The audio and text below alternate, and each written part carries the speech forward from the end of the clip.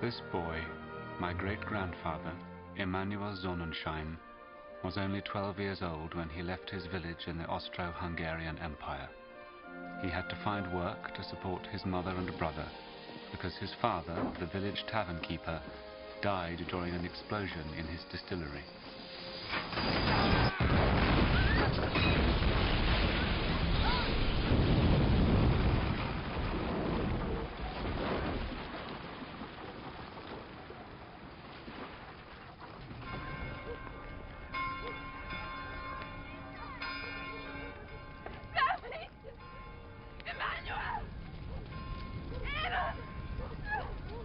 The tavern keeper was much loved in his village.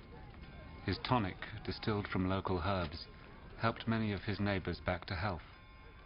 The secret recipe for the tonic, written in a black cloth-bound book, was found amidst the rubble.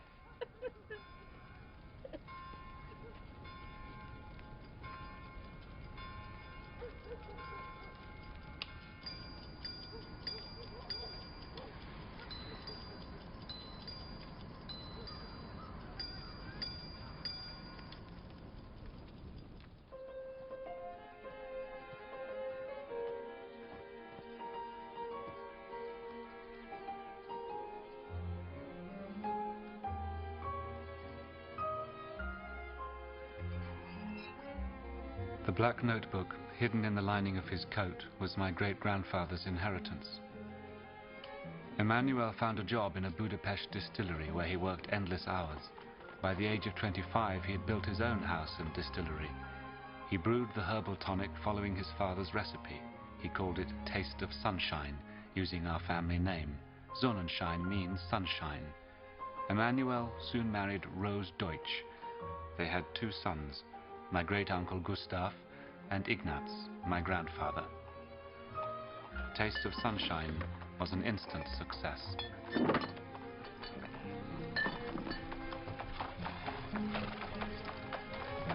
When Emanuel's younger brother died, Emanuel and Rose adopted the brother's orphaned daughter, Valerie, my grandmother.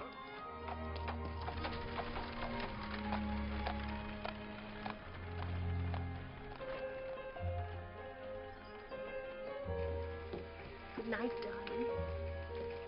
Sweet dreams, and you'll wake up in the morning happy, healthy, and smiling. God bless. Good night.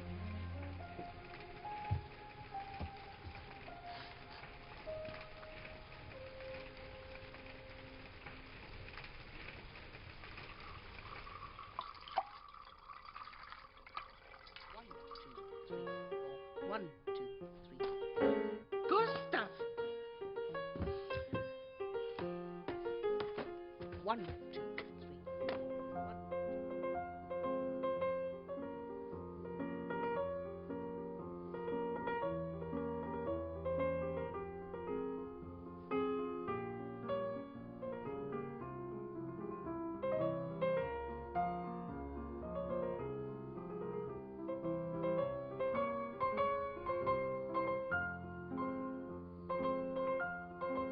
My grandmother Valerie was raised as if she were Ignaz and Gustav's sister.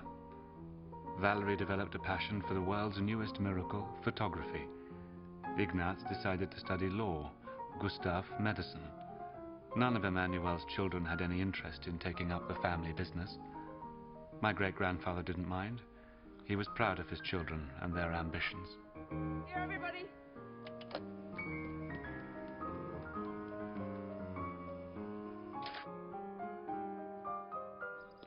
Up. Try moving away from the tree.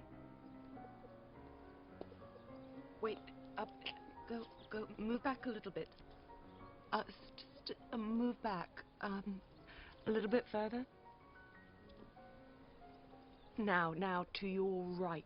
Just a little bit. Yes. Stop. Don't move.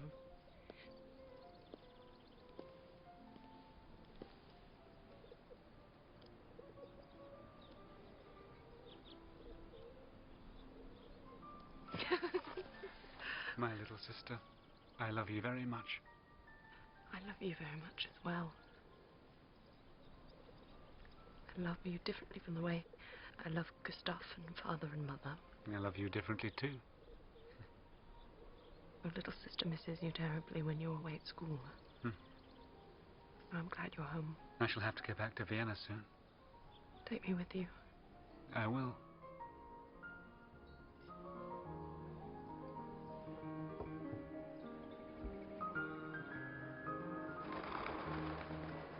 You didn't plant them. They just blossomed by themselves. Yes, they did. This morning. Mr. Sonnenschein, this is a miracle, really a miracle.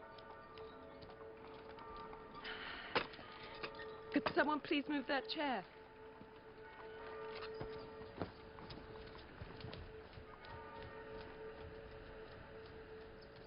Oh.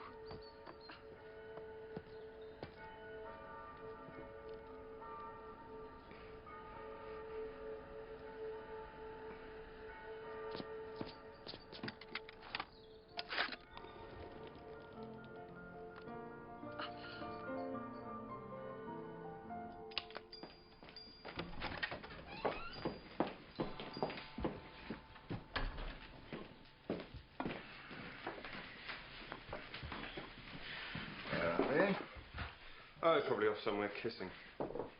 Gustav! What are you saying? I suggest looking in the museum gardens. They tend to go in there. Sorry.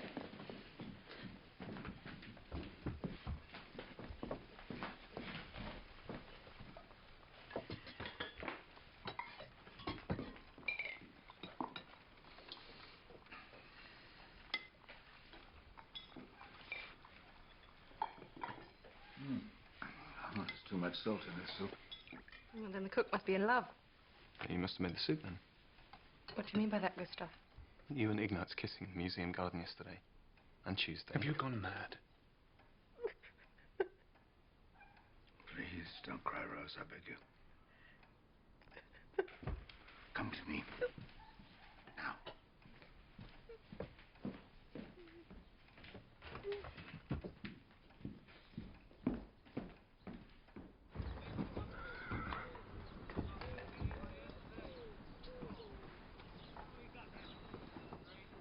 I forbid you.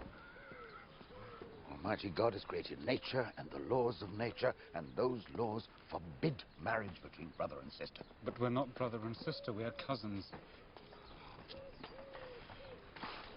I had a cousin that I loved, Sarah Bettelheim. Our grandfather forbade us to marry. He said there was a curse on the marriage between people of the same blood. I love Valerie. I want to marry her. Want is not a word for us, Ignatz. God wants, we wish for. We must obey what God wants of us. I did. God wants us to live without power and lust. Two things that bring us to destroy other people and them to destroy us. And in return, he gives us knowledge, the ability to read and interpret. And he gives us family love. I love you. I'll always love you because you're my sister. I'll never abandon you as your brother. Don't love me out of duty, Ignatz. Your mother raised me out of duty. Yes, but you'll get married and you'll have children. We'll always be friends. Don't give me up so quickly. Don't give in to them like a good little boy. I must leave. I'll write to you. No, don't write to me unless you intend to tell me you love me and not your sister.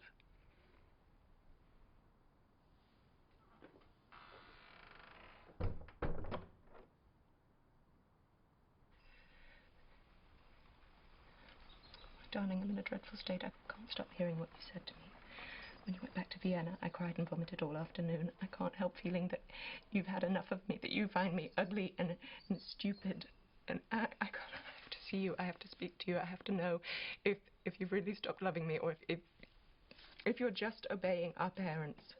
Why would you want to love me as a sister? I would move mountains for you.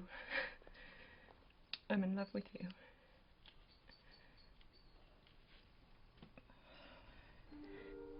In Vienna, Ignaz reread Valerie's letter a dozen times, but kept his promise to his father and never replied to his cousin. Ignaz threw himself into his studies, but lay awake each night, dreaming only of Valerie. Mr. Sonnenschein et Miss Sonnenschein is here to see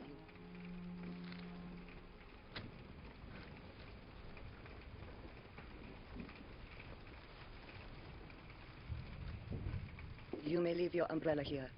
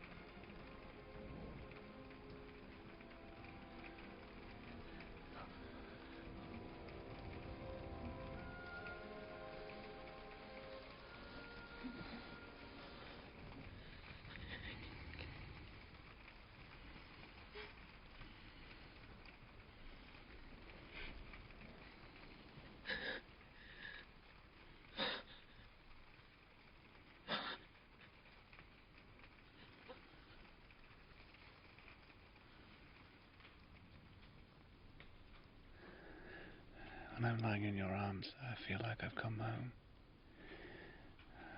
Like I've finally come home. I have to pee.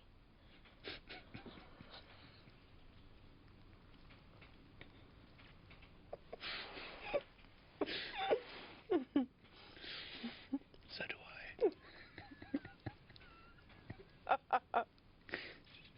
When he finished his studies, Ignaz returned home to Budapest and to his family. For Emmanuel, my grandfather Ignaz was the greatest achievement of his life.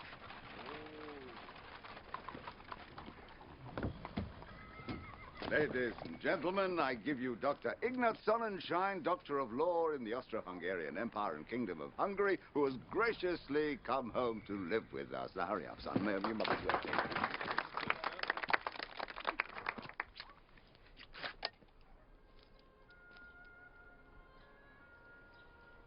Baruch atah Adonai Eloheinu melech haolam, hamoitzi lechem min haaretz. Amen.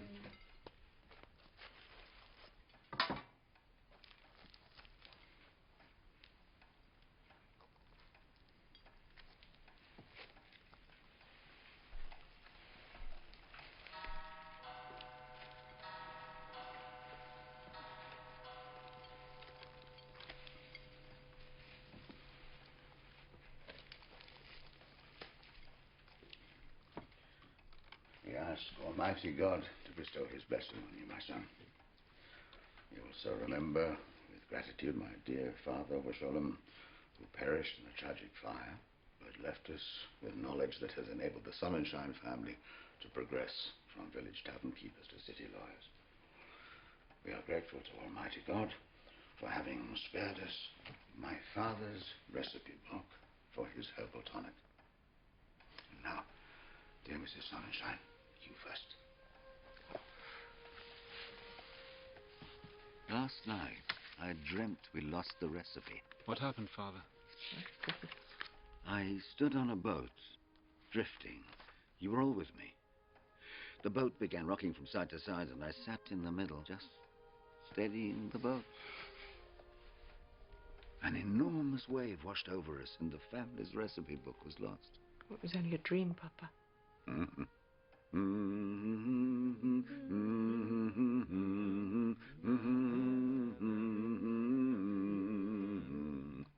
God, may we always go on singing.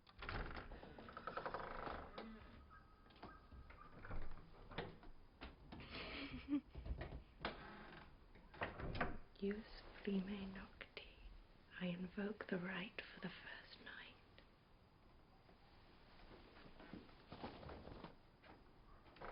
Shh. Don't be frightened. We're already doomed to hell. We might as well enjoy it.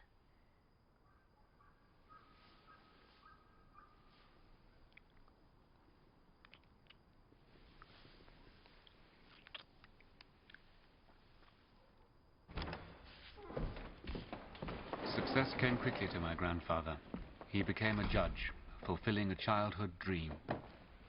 In the name of the Emperor, I hereby call this trial to order.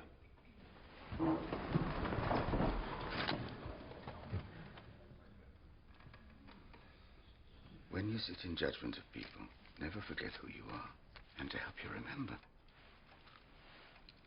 This was your grandfather's watch. It's the watch of a village tavern keeper. Now it's yours.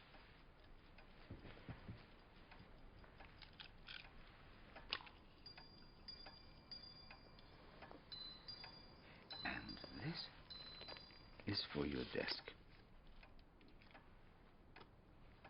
Take nothing on trust. See everything for yourself. This is your father's advice.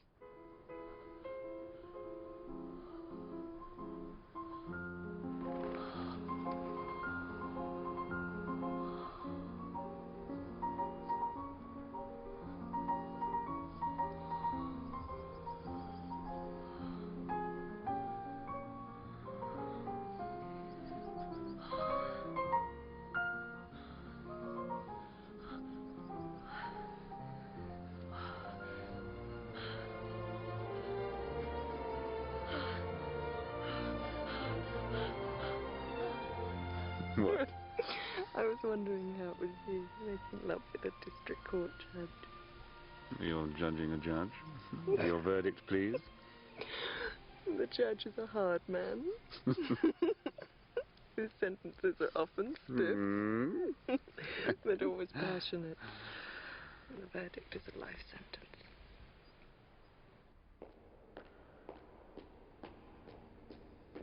Come in, Sonnenschein. Come in. Sit down. Cigar? Oh, no, thank you. You don't smoke? Yes, I do smoke. Then have a cigar. Go on, please. Everyone speaks highly of you. They say you are incorruptible and quite learned. We are considering you for the Central Court. I'm honored, sir, but perhaps I'm a bit young. No, not at all. I must speak frankly with you. I hope what I say will not offend you. It's not possible for the Central Court to have a presiding judge with a name like Sonnenschein. We'd like to promote you. We trust you. We need you. But you'll have to change your name to something more Hungarian.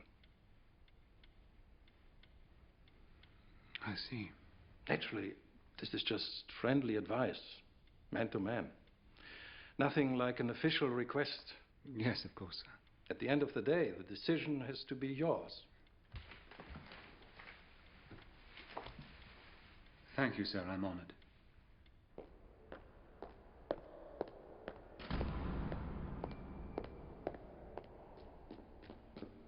What do you think of first when you hear the name Sonnenschein? My lover. Suppose it's not me. They're me. What if it's someone not related to us at all? Someone Jewish.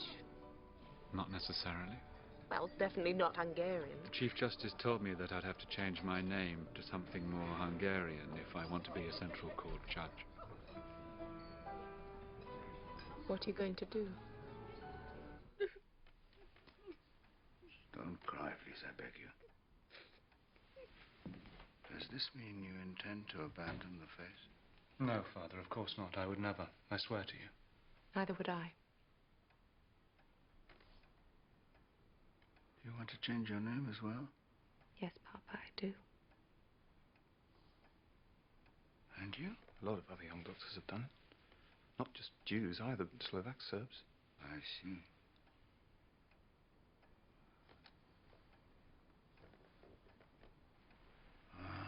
Names are not given to us by God. I have a second serving of carp, Mrs. Sonnenschein. It's beautifully prepared.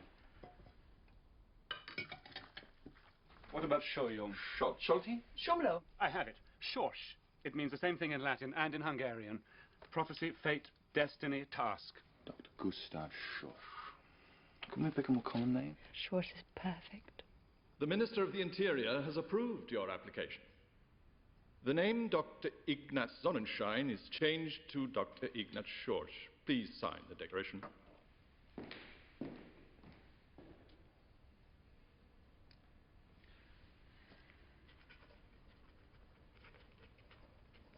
Dr. Gustav Sonnenschein, your name is now Dr. Gustav Schorsch.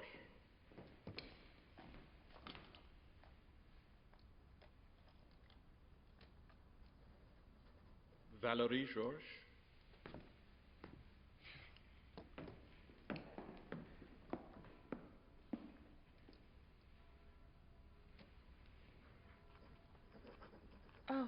Just cross it out and sign again.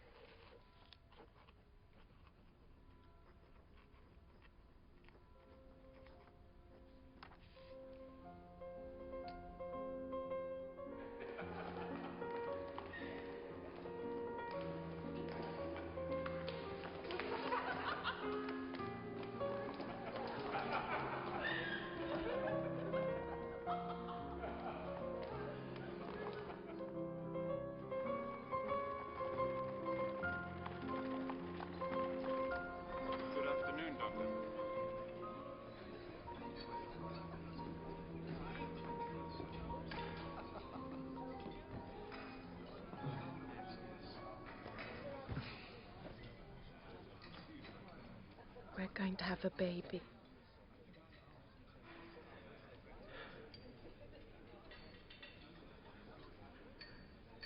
But you're my sister. I'm hardly your sister, I'm your cousin. My mother will murder me.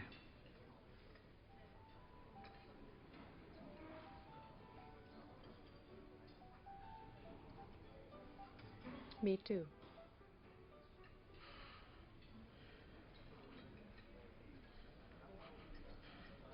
I love you very much.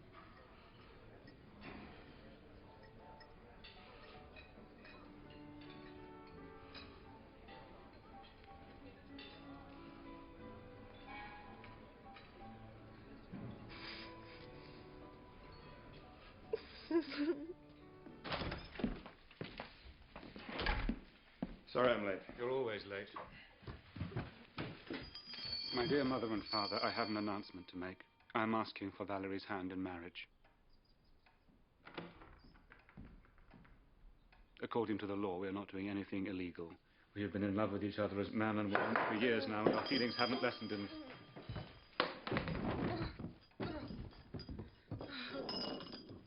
She's only fainted, Father. She'll be fine. You think your fiancée could give me a hand?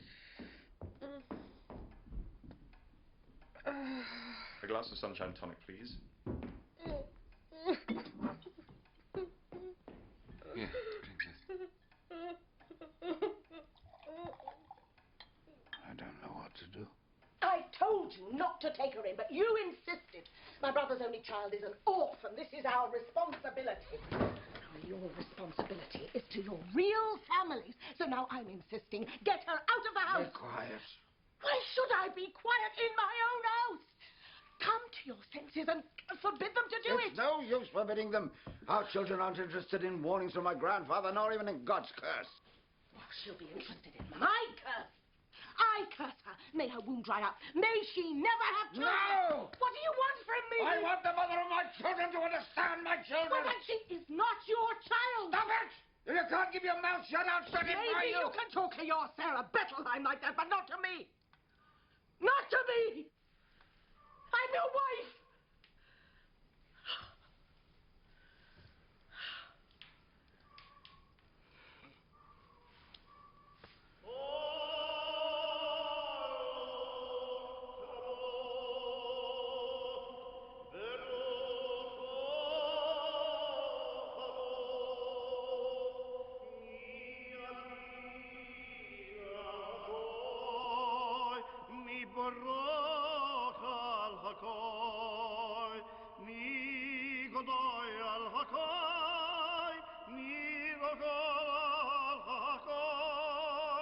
Ariat me kudeshes li. Betabazu. Betabazu. Kudas maushe Israel. Kudas maushe Israel. Yevorechechu Adonai veishmerechu. Yoir Adonai pono velechu vichuneku. Yisu Adonai pono velechu. Veyosim lechu. Shalom. Amen.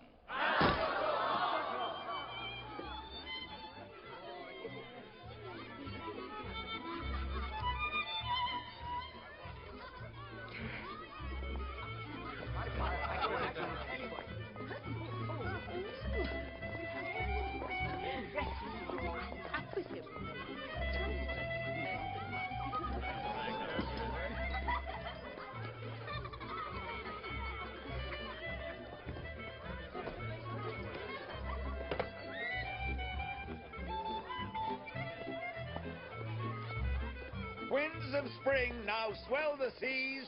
Flower, my sweet flower.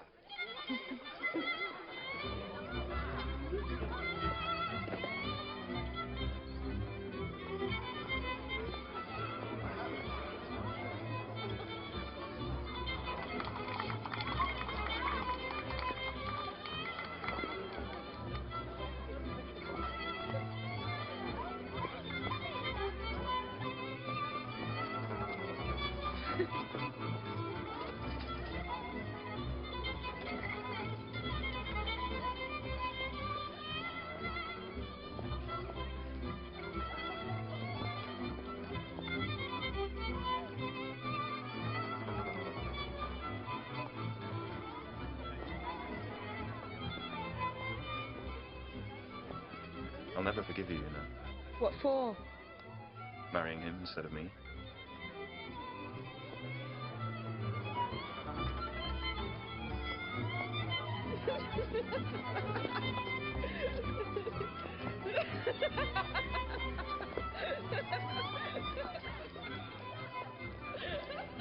My great-grandfather Emmanuel remembered an afternoon when he too had hoped for great happiness, when he had asked his father for permission to marry his cousin Sarah Bettelheim. But permission was refused, and Emmanuel hadn't allowed any real measure of happiness into his life since then. Whenever joy approached, Emmanuel would immediately ask himself, "What will come of this? What terrible price will I have to pay?" Here, everybody.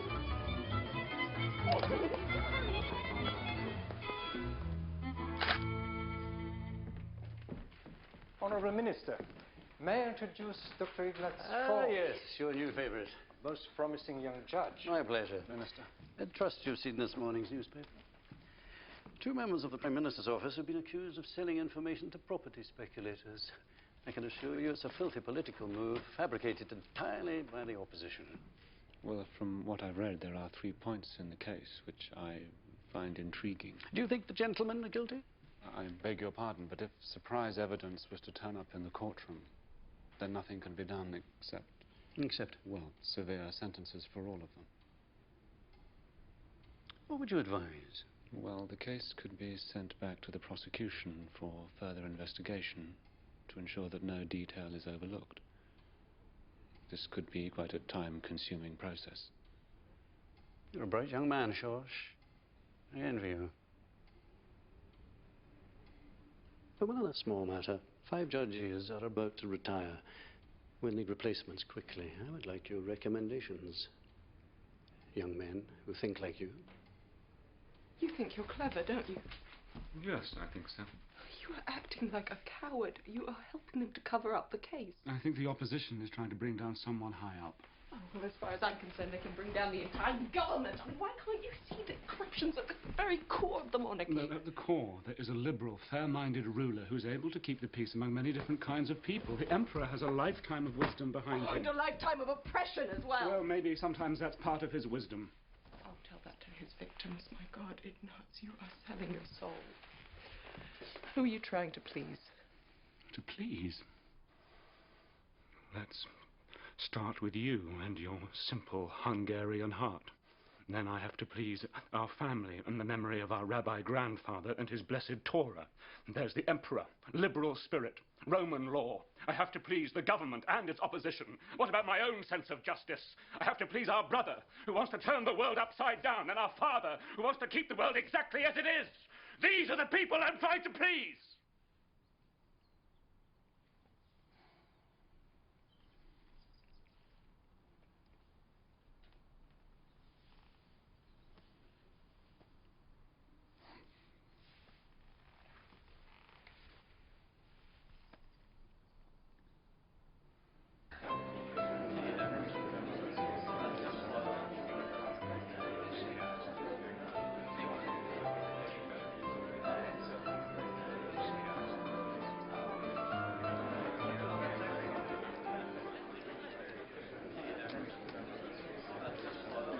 Would you like some air, my dear?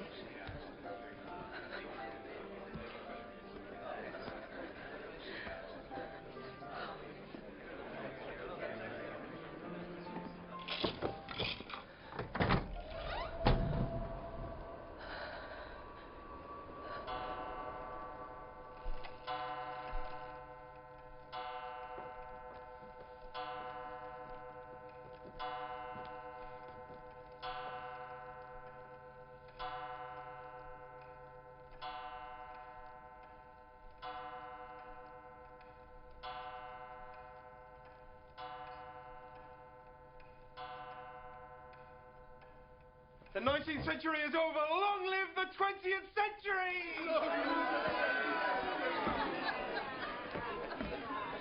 Happy 20th century, Mama.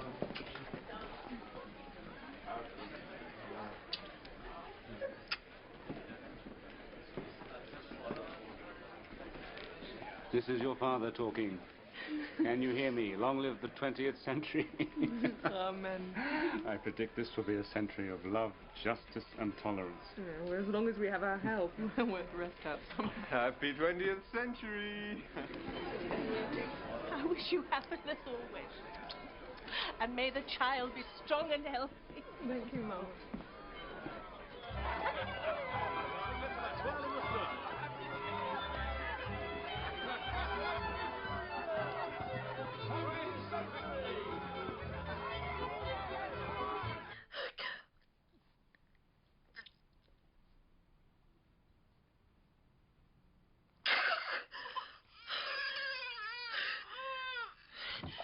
Two days later, Valerie gave birth to her first son, Istvan. It's a boy. It's a healthy boy.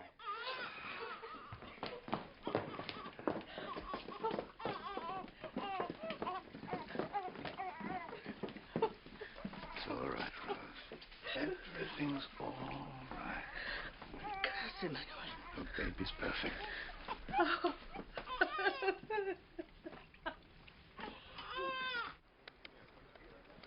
My dear Count, please allow me to introduce Judge Schorsch. I've mentioned him many times. Oh, yes, the man who warms the cockles of your heart. A pleasure, sir. Podach. Ignat Schorsch. Are you a hunting man? I am afraid not, no. You'll catch on quickly.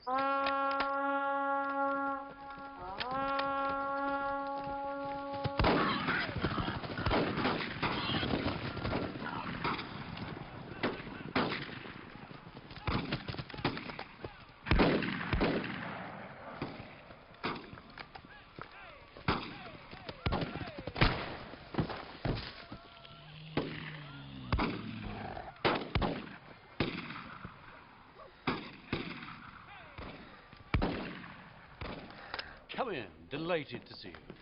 Please. That's it. Thank you. Let me just get straight to the point. Would you like to stand for Parliament? Seriously. What are you suggesting, Excellency? We find an appropriate district and put your name on the party's ticket. I don't think I could. Why not? You're young, ambitious. Your hands are clean. The people think you're clever. You're living proof that the monarchy is enlightened and supportive of middle-class values. Frankly, it's a challenge that's tailor-made for you. My grandfather was fiercely tempted by this invitation to join the ruling class. You must feel so honoured that refined, influential gentlemen appreciate you. Excuse me, Mother, but thanks to the influence of these refined gentlemen, there has never been such rampant corruption, such miserable living conditions for working people than there is at this very moment. Well, you're exaggerating, Gustav. Exaggerate? You come with me to my clinic, Mother. You see tubercular, gout-ridden, undernourished workers and their emaciated, half-starved children. Come with me on house calls to dank, musty rooms where people sleep 3 to a bed. Old people sleeping on kitchen floors. Ask bakers why people steal crumbs from the floors of their wagons, why people line up to buy stale bread. You're describing conditions in the poorest slums. You can't expect the government to change things Why overnight. not? Well, I would be ashamed if my husband were to stand for office in such a corrupt government. I mean, wouldn't you all be ashamed of him? I mean, honestly. Wouldn't you be ashamed of yourself? All I've said is that I've been asked to stand for election, nothing more. They're getting desperate. The monarchy's become so weak, they'll grab anyone that makes them look respectable. We're proud you've had this offer, son. It proves that your education has been of value, that you do your work well, that you're respected. But our people must never climb too high, even when they're invited to. The man who comes from somewhere else is always suspect. At some point, we must stop and accept this.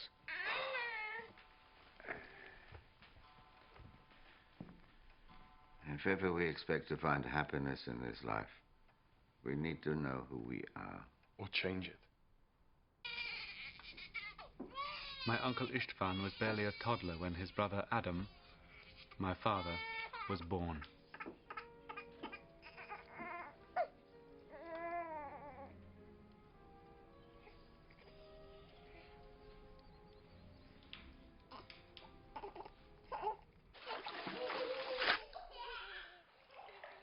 My family is against my being a candidate. And why is that? They're not happy for me to be involved in politics in any way. But who should involve themselves in politics if people like you and I don't? I prefer to remain an independent judge. Independent? Independent from what? From the world? All right, let it be. I won't try to argue with you. But just have a look at this list, please. Chief of Police just sent it over. Names of members of socialist organizations. Excellency, I'm obliged to point out that my brother's name is on this list. Yes, it is. Would you explain to me why rich, educated Jews are behind every attempt to overthrow this government? Jews become doctors, lawyers, teachers. What more do they want? I'm sorry I'm late. What's wrong? There's information about that you're part of a conspiracy intent on overthrowing the monarchy. What conspiracy? What information's around? Oh, God. Well? Well, what? I'd no part in any conspiracy. Don't lie to me, Gustav. Keep your voice down. Mama and Papa will hear you. Oh, maybe they should be invited in. Their house might be searched. Their precious son, the doctor, might be arrested. I mean, the only thing that's keeping you and your friends out of prison is liberal tolerance. Liberal tolerance? Is that some sort of joke? You mean tolerance for misery and hunger, for watching hundreds of thousands of workers sink into poverty? Is this the kind of speech you make at rallies? I mean, where on earth do you get the nerve to go against the very empire that allows a Jew like you to become a doctor? Or a Jew like you? Exactly. Without the emperor, you'd still be selling herbal tonic door to door like our grandfather. You only believe in this fairy tale emperor out of pure greed. I believe in a strong judicial system and the right to assimilate into the country I love. You'll never be accepted here. You'll always be treated with suspicion. Only the workers' movement will Yes, accept you. the workers' because you movement. share a common enemy, exploitation. And you dream of a common goal, revolution. Look, Valerie, a new Jewish prophet who wants to destroy everything. No, I want freedom. And for freedom, one must fight. And let the blood flow? Yes, please. Let it flow. That is my wish. Do you know what I wish? I wish that God would rip that tongue out of your mouth so you would stop spewing your sick, vile... No. Perfect. Put a curse on me. You're better off silenced by my curse than you are by a prison sentence. Stop it, both of you. You're like two rabbis fighting over the Torah. Your husband is in love with success. Yes, and I lust after power. You're a loyal subject. That's what makes you happy. You love the emperor. Exactly. You're on his side, aren't you? The two of you, you're together. Do you mean on his side? Oh, please, you don't think I see the two of you looking at each other? You think I'm blind as well as stupid? Are you completely insane? Oh, stop it, both of you! Do you want to know what I want? I don't want to be accepted by people in power or by people who feel oppressed. Do you want to know what I do want? I want to be proud of my own language. I want to look out of the window and see a country that I know and love. I want to grow like a wildflower where it belongs. Can either of you understand that?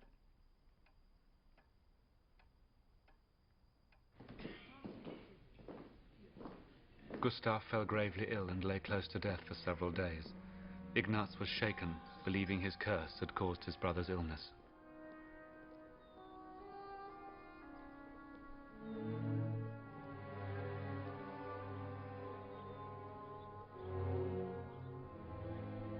As soon as you're up and about, you can go and fight in a war. Assassination in Sarajevo.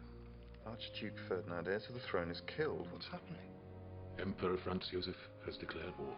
It was this shot that determined the fate of 20th century Europe and every twist and turn in this, my family story. My grandfather became chief judge of the Southern Front. Gustav became a high-ranking medical officer.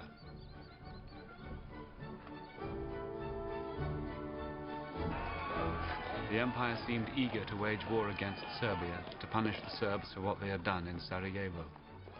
Ignaz was called to Vienna to appear before the Emperor. For my grandfather, meeting His Imperial Highness felt like the most important moment in his life.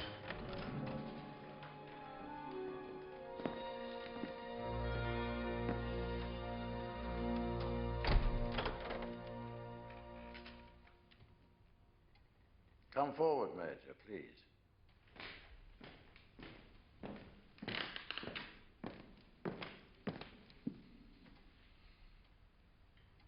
Your name? What is your name? Sonnenschein. Schorsch. Major Ignaz Schorsch, reporting, Your Majesty. Please, sit down, Schorsch.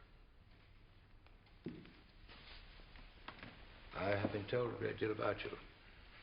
There's no need for me to tell you how to render just verdicts. Essentially, I want to meet you face to face. When you're handing out judgments, I'd ask you to remember that the soldier standing in front of you represents many different nationalities. Chief military judge of the entire Southern Front. Essential firmness. But please, respect the differences and exercise tolerance.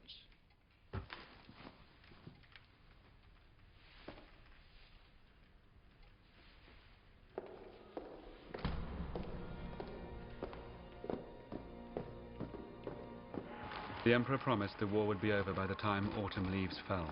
He was wrong. The war went on for years and years. Ignaz was stationed as the judge on the Balkan front, where he handed down strict sentences. Serving the Emperor well was his highest priority. Far from home, he did not see Valerie or his sons for 4 years. Major? The Emperor is dead.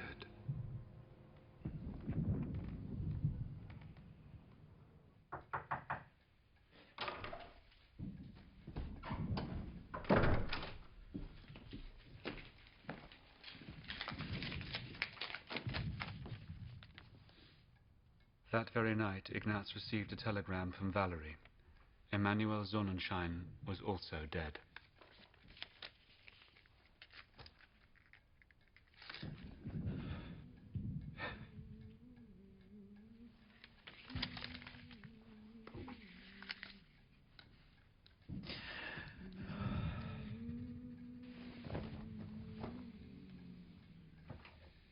Ignaz took the coincidence of his father's death and the Emperor's death to be a strange and significant omen.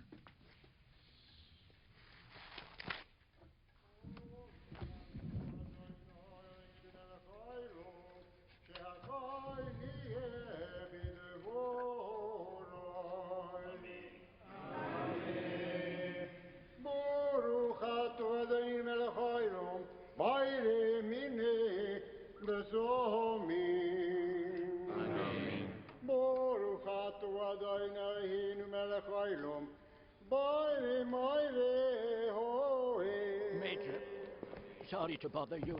Is the Major Jewish? What is it, please? I'm town clerk, and I'm well acquainted with the officers being court-martialed. Lieutenant Branko Shushinsky is Jewish. I thought the Major would like to know this. I am an officer of the Emperor, first and foremost, sir. Good night, sir.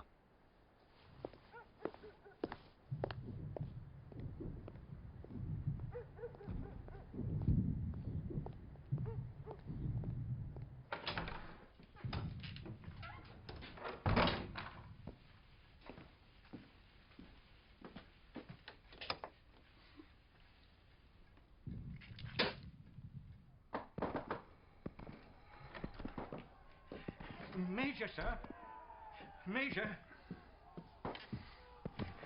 I beg to report, sir, that we have surrendered. It's over, sir. Why are you grinning, man? We've lost the war. We've lost, sir, but we're still alive.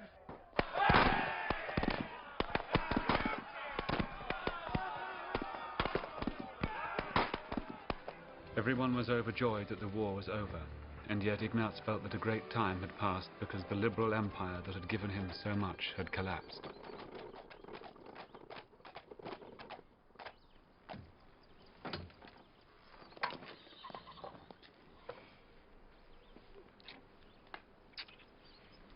Babies have grown into young men.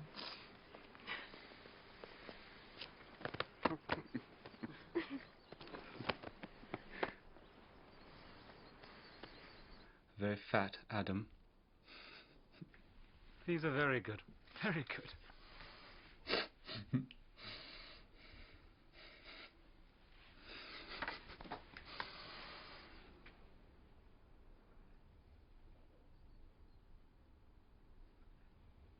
This is difficult for me to say, but I'm going to divorce you. I promised to raise our sons to love and respect you as I do, but I'm forced to accept you as a man far different from the man I'd hoped you'd become. You are now a man without feeling. Without feeling?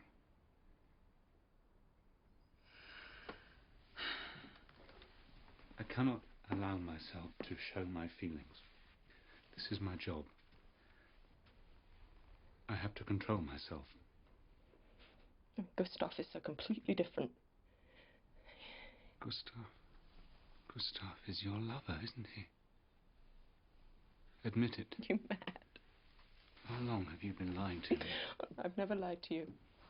Then when did you stop loving me? I haven't stopped. I'm your sister. I'll always be your sister. You're not my sister. You are my wife. Some son of a bitch has seduced you, so you've decided that from now on I'm your brother. No, I'm not your brother. I'm your husband. Well, neither my husband nor my brother can give me what I need. I'll suffocate without love in my life. For you, it's enough to love the Emperor. All you need is the illusion that he loves you in return. Ignaz! I've made myself clear. You never believed that I was in love with you? You never were. Yes! No. Yes! No! I loved you. I seduced you and you let me because you knew I was safe, because you knew I'd always stand by you, because I'm your sister. I love you, Valerie. Stop it! Valerie, I love you. I do. I love you, Valerie. Stop it!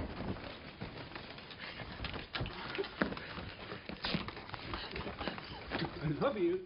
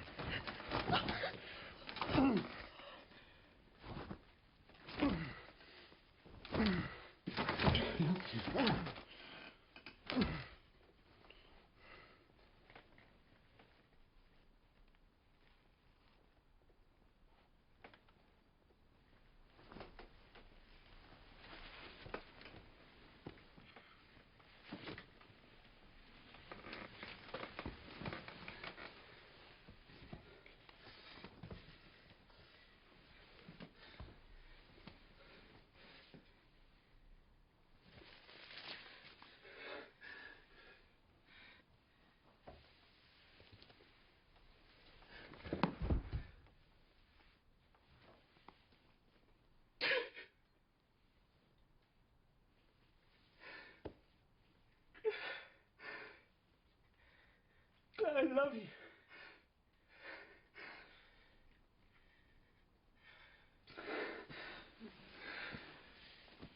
Put the teddy bear down.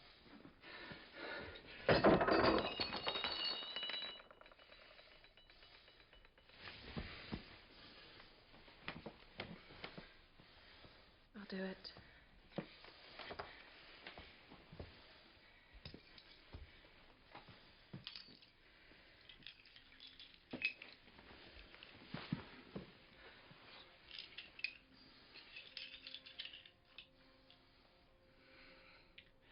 Are you really leaving? Yes.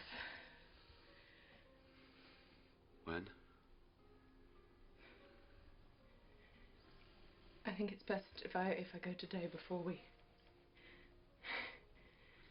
break our entire inheritance. I love you.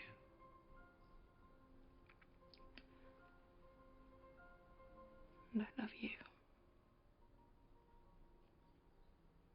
The monarchy crumbled. In Hungary, as in many European countries, revolution erupted.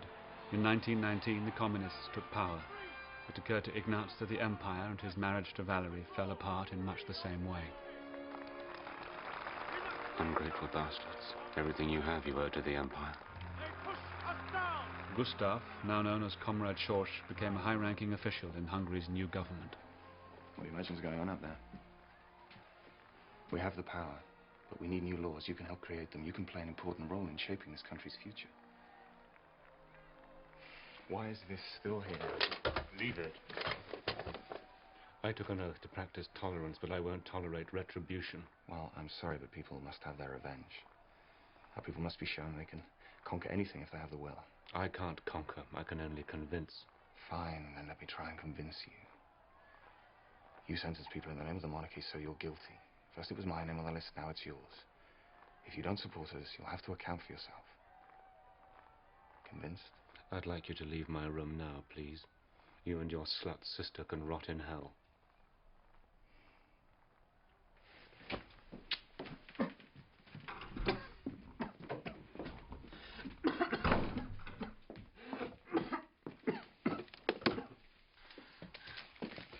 Thank you, Mother.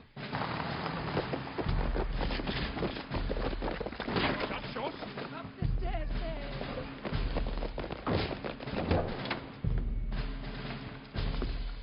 Come with me.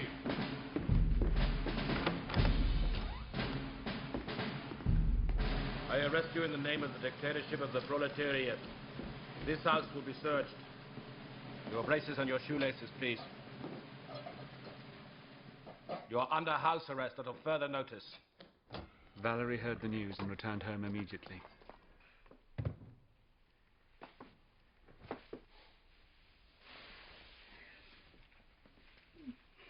Mother.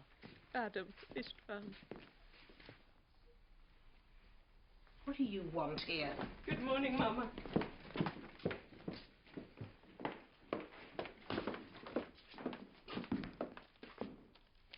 She was allowed to visit Ignaz in his room once each day.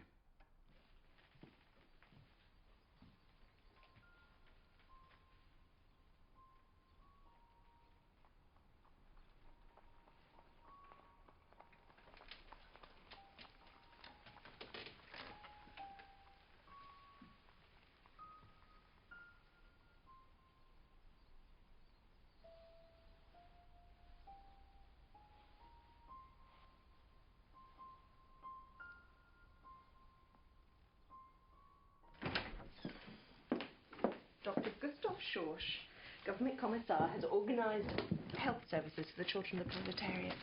Dr. Schorsch distributes bread and jam to working-class children. I'm delighted. Would you like some bread and jam? If you see me as a proletarian child, why not? Well, I'll bring it right away. The people ask, the people receive. Freedom's that simple. The people don't want freedom, they want security. I'm impressed that you know the people so well. A few months later, with support from foreign armies, the military regime overthrew the communists. Revolutionary leaders escaped abroad. Gustav fled to France. Ignaz refused to preside over retribution trials against the communists. He was forced into retirement. His health deteriorated rapidly. There's no salt in this soup. It's not drinkable. Give me the salt. No, the doctor is forbidden. No. Give me the salt, damn you. You whore. Carter, give me the salt. I can't. This time, get it for me. No, Papa, it's bad for your blood pressure. Just give me the salt. Family! I've wasted my life for you can't even have decent soup. Why am I alive? Here, my lord. Please, just take a little. Do you want to kill him? I want to... Aren't you ashamed of yourself in front of your children?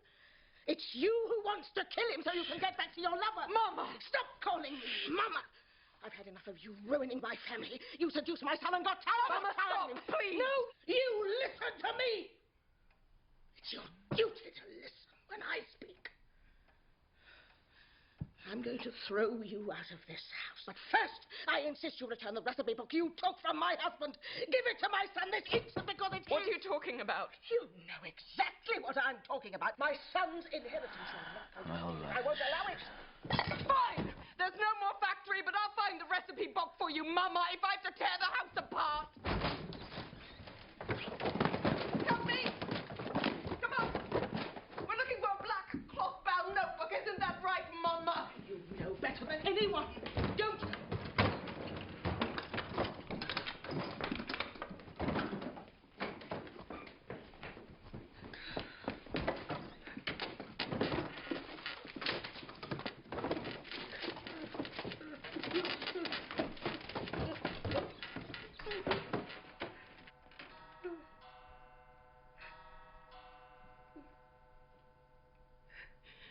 I'm so sorry.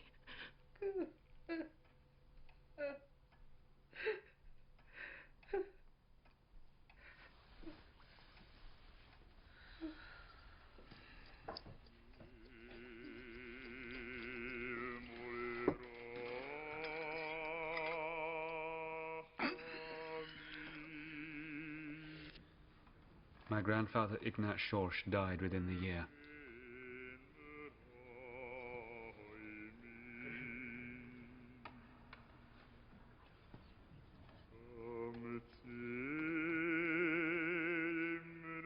His grief-stricken mother, Rose, died soon after.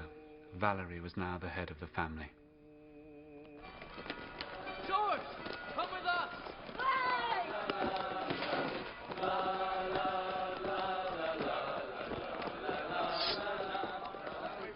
Is that the Jew boy who's always smiling?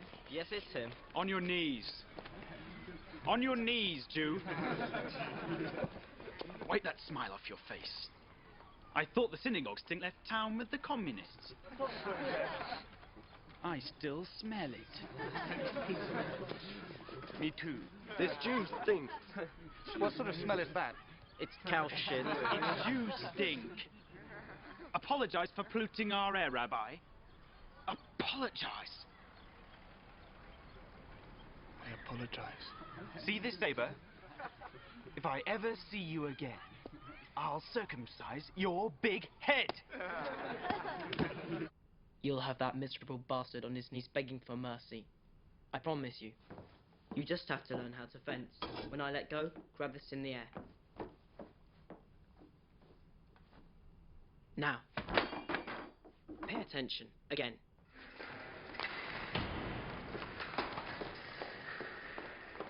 Maestro Anselmi, I'd like to introduce my younger brother. He would like to train with us. Catch this, please, Junior, while I drop it. Oh, bene, molto bene, again.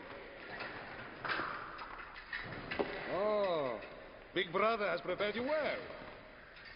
Go find Junior a clean outfit. Fencing became my father's passion.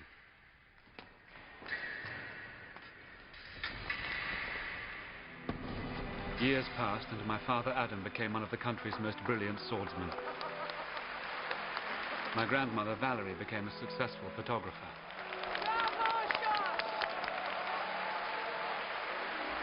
My uncle Istvan lost the thick reddish hair he'd inherited from his mother. Adam and Istvan were the top fencers in the Civic Club, as skilled as any of the swordsmen of the far more distinguished Army Officers Club. Mr. President, did you see it?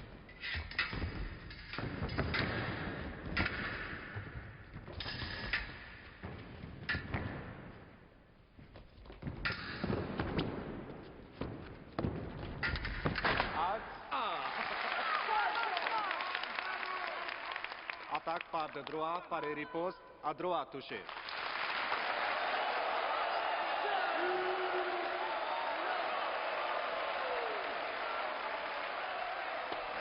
Sorry, Mr. President, but I was hit.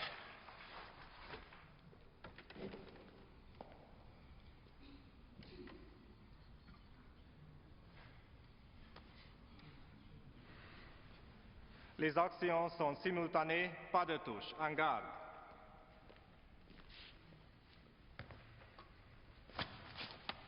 Êtes-vous prêts? Allez.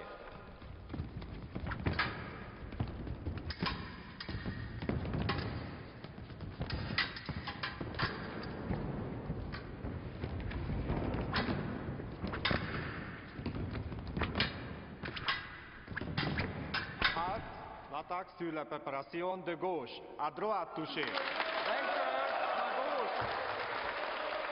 Mr. President, I didn't win this match. Please, Captain, don't be upset. You fought extremely well. Butcher, well fought. Bene, bene, molto bene, grandioso. Everyone could see that you were the winner. Oh, you can be a great fencer, Junior. A national champion. But you stay in the civic club, you'll be a nice, proper young fencer. But you will always be second. But my friends and members here, my brother. I spoke with the general yesterday. You will be welcome in the officers' club. I don't believe it. He asked me if it's true that you are a Jew. What did you tell him? I told him, I don't know, things like this. I'm Italian. And what did he say? No Jews can be in the officers' club. You have to convert. Convert? Si, Junior. Jesus himself converted. Look, when all's said and done, what do you want to do? Fence. At what level? The highest. That's the officers' club. Do you want to convert? I want to be Hungarian. Do you think the gentlemen of the officers' club are Hungarian? They're German, Serbs, and Slovaks. I promise you, Hungarian's not what you have to be. What do I have to be, Mother? Christian. That's insane. Somebody can dictate your religion just because he wants you on his fencing team. Yes, your father and I were taught by your grandfather to be proud of being Hungarian Jews, so for me to convert, I could never. Although I stopped praying when I was a child.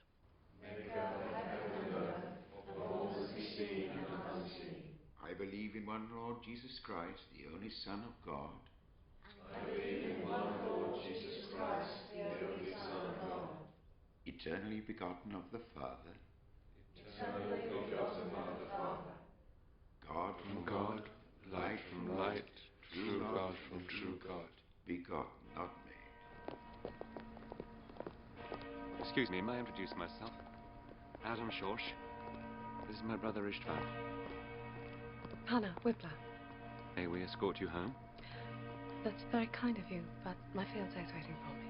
Oh, well, some other time perhaps? Perhaps.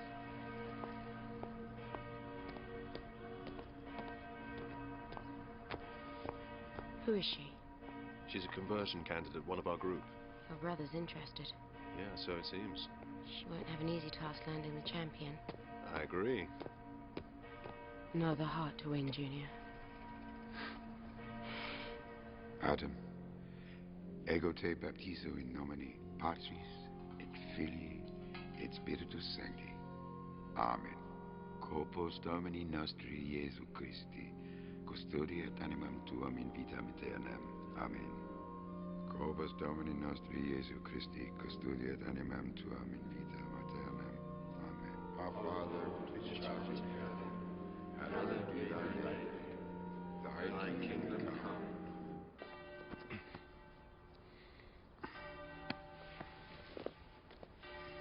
May I have a word with you? Yes, of course. Well, it's quite personal. I'd like to speak with you in private. Please.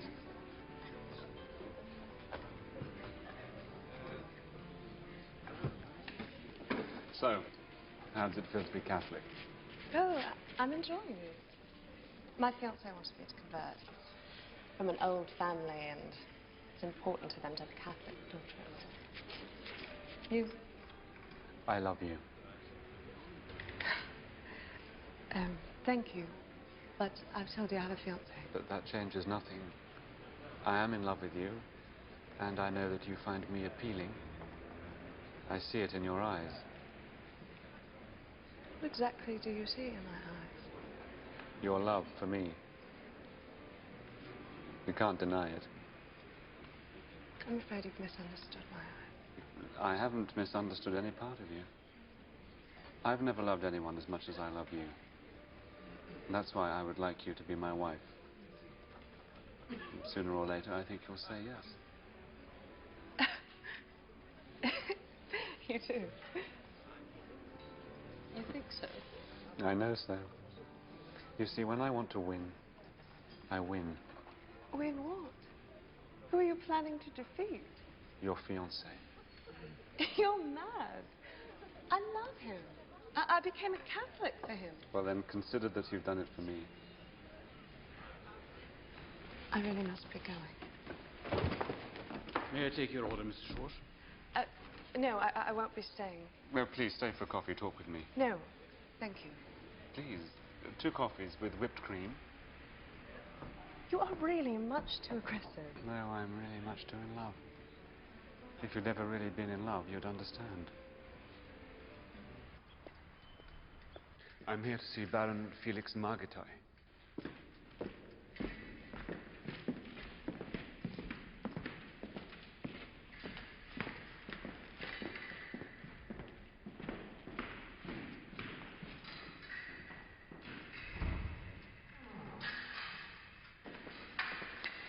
Adam Schorsch. Margitoi. Yes, sir, I know.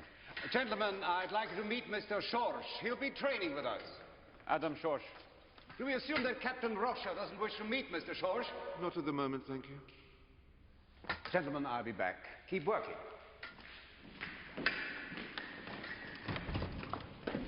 Ilona, please look after Mr. Schorsch. You'll find the general's instructions in my desk drawer. Tomorrow, 4 o'clock. Bring your gear.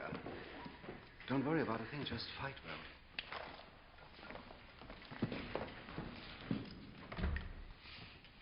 Name? Adam Schorsch. Religion? Roman Catholic. Rank? I'm not a soldier. That's unusual.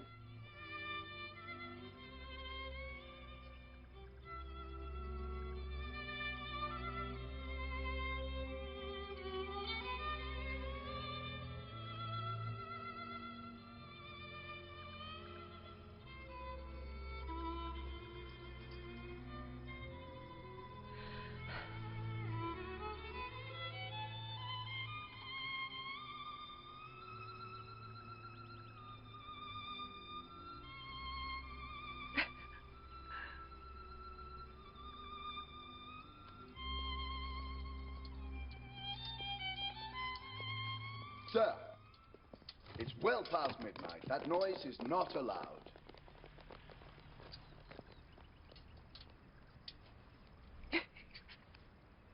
Why do people call you Junior? My brother started taking me to the Civic Club to train when I was quite young. He called me Junior, so... So then, Junior, here it is. You're now a member of the Officers' Club. You are not important. It's a hit you score and the team's victory. Take this to heart and you'll have our full support. You made the right choice. Assimilation is the only possible way. So, that's all, Junior. Dismissed. Straight. Stop. Show me your wrist. Have you ever been left-handed? When I was little, yes, but my father said it wasn't normal. Have you ever tried fighting with the left hand? Just for fun, not seriously. Show me. So must. En garde. Allez.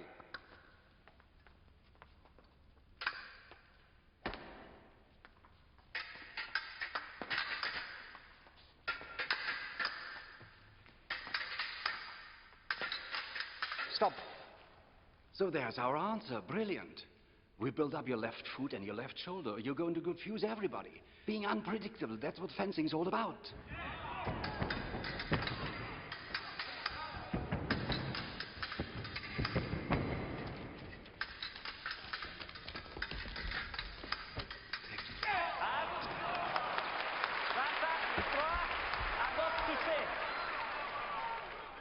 Your brother has quite a following. Schorsch à gauche, Rocha à droite. Focus, that was just at the end, and only at the end. Where are you going? This is not your side. I have to go from the left, otherwise it won't work. For me, you sure? Thank you. Messieurs. You're here. Now I shall win for you. Messieurs, en garde. Allez. To win the National Fencing Championship, my father would have to defeat a formidable opponent, Captain Rocha. Sir, I took the hit.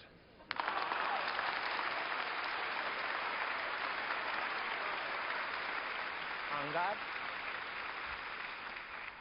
Allez.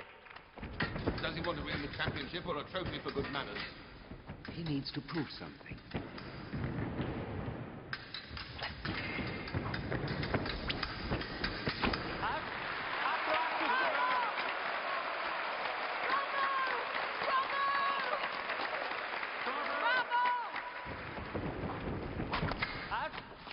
Sir, I took the hit.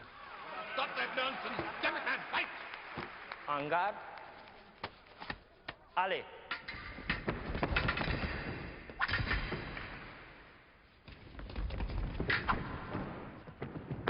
Perfect timing. He's a born fencer.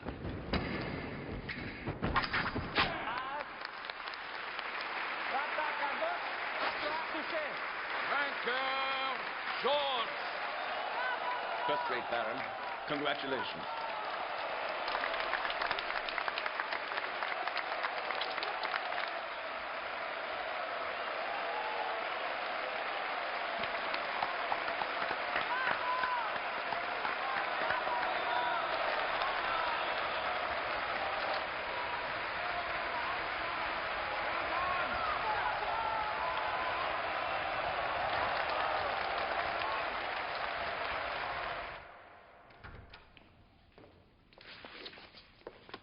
Well done, Junior. I'm very pleased. We're after dinner. Thank you, sir. Next time, no tears. Rather too Jewish.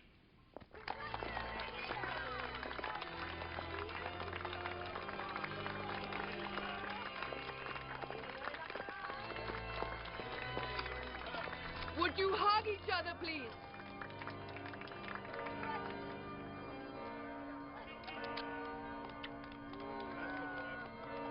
My Jewish musketeer. Happy? I am. Are you? Yes, madam, I am.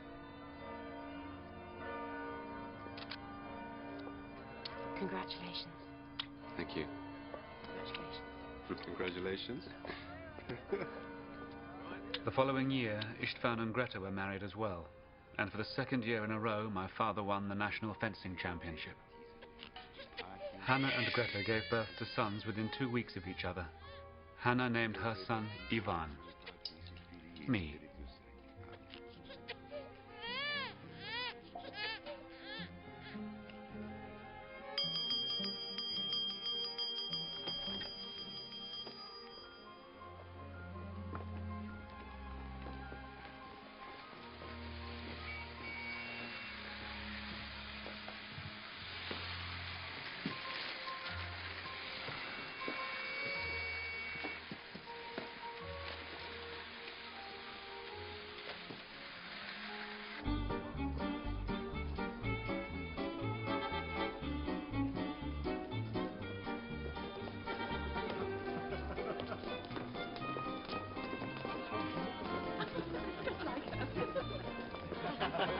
So, Big Brother has brought you back to tell me to learn fencing, Junior. It's the truth, sir. Oh, I will teach you. Stand up. En garde. Master. Oh, not the right body type. Oh. No future. Tell Big Brother to bring a better little brother. May I steal a private word with the good counselor, please? Forgive me, Master. Junior, I can offer you 150,000 if you come back and fence for us at the Civic Club. It's hardly a matter of money. 200,000. Please, Mr. Brenner, you must realize that every single man on the national team comes from the officers' club. 250,000 is our limit. We have several bankers in on this. It's a perfect trade-off. You get money and full support, and we get a national champion. The way I see it, a silver medal at the very worst. Mr. Brenner, forgive me, but I... $500,000. No, my answer is no. You need a team for this sport. It's a group of men with a common goal. And you have something more in common with them than you have with us? Yes, we're a team. And if we manage to buy a few of your teammates... You propose to buy Royal Army officers, Baron Margitai. These men are gentlemen. Forgive me, Mr. Brenner, please. Why? Not really. These people are disgusting. Shall we dance? I've promised to find the first dance, sorry, but the next dance is definitely ours, darling. So you'll have to contend with me.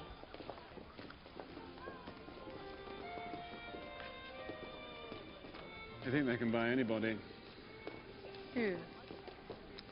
The little man over there, Mr. Brenner and his Jewish friends. They think money's the answer to everything. Mr. Brenner specifically, or Mr. Brenner and his Jewish friends? Well, they're all the same. It's a waste of time paying attention to these people or even bothering to be polite to them. Poor Junior. I love you very much, you know. I love you as well. We're lucky in this family. Everybody loves everybody else. No, Adam, I'm in love with you. I wake up every morning thinking about you. I hope you're not angry that I've told you. Well, I'm flattered. I don't exactly know what to do now that you've told me. Nothing. Just let me love you.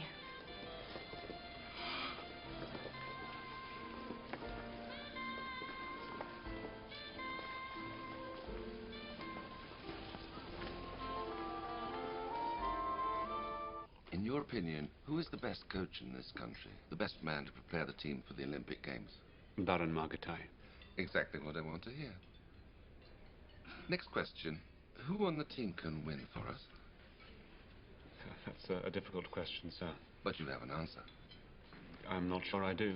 I'm sure you do. Go on, please. I would prefer not to answer, sir. Damn it, man, speak up. The team will only be strong if Teshikovsky stops drinking, if Charest makes fencing practice more important than hunting and fishing, and if Rocha gives up his various plots and intrigues. I see. Please write down the ideal team.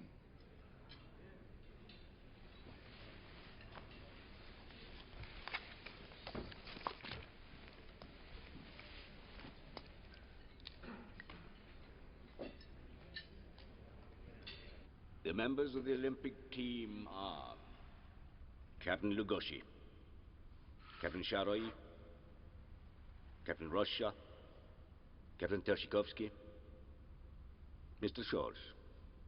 This summer we have only one objective: to win the Olympic Games. It is your duty as officers of this magnificent country's army to inspire a strong national spirit and to prove to the world that our nation lives now and lives forever.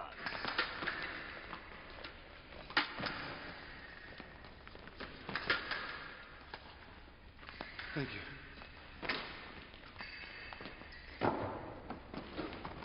You'd do well not to try to influence the team selection, Shush. Otherwise somebody might cut you down to size. Why are you always smiling? Am I smiling? One day I'll wipe that smile off your face.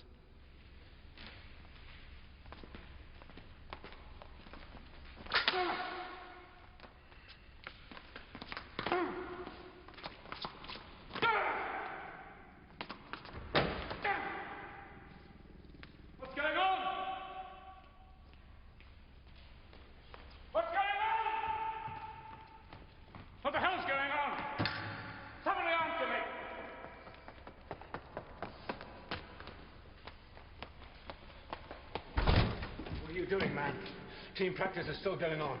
Practice is over. The gentlemen have left. You can't see me. I'm invisible. Beg pardon, sir, but this is a military club, and the military gentlemen decide how long team practice will go on. The officers told me to shut the lights at 10 o'clock. Turn them back on. No, sir, I will not. Do you know who I am? I don't care who you are. I am a national saber champion and a member of the Olympic team. Since you don't care about these things, I'm going to make you care. Turn them back on! You bloody communists trying to sabotage our training. Sir, please. Get up! Get up! Get up! Adam. Greta, is something wrong? No, nothing. I've been waiting for you to wish you good luck in Berlin. What happened? You're so upset. The caretaker was being difficult. I lost my temper. You must have had your reasons. I'm ashamed of myself. Am I always smiling? Not often enough at me. I nearly killed him. But you didn't. No, I didn't. Perhaps you'll kill me one day when you've had enough of me. Perhaps I will. How will you kill me? Strangle me? Good idea. Try it. Hold my neck. Tight. What are you doing? I can't bear not being with you. You're my brother's wife, Greta. I'm not anybody's wife. I'm myself. Istvan is my brother. I love him. What makes you think that I would steal his wife? You can't steal what's already yours. Why don't you let yourself be loved? You're the great love of my life, Adam. Not Istvan. No. No, Greta.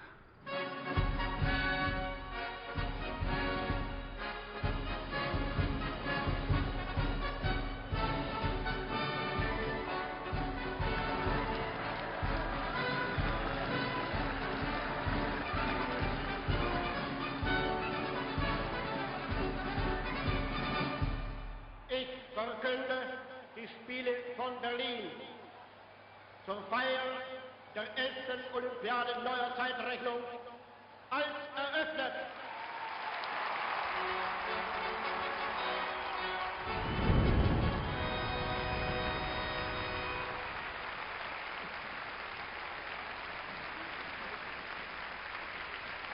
Ladies and gentlemen, Hungary's Adam Schorsch, number 144, and Italy's Stefano Sato, number 72. This match decides the Olympic gold medal.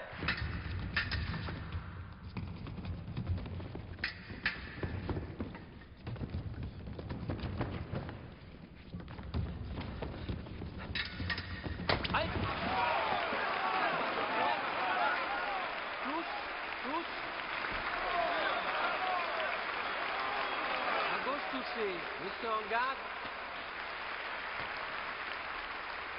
Êtes-vous prêts? Êtes-vous prêts? Allez.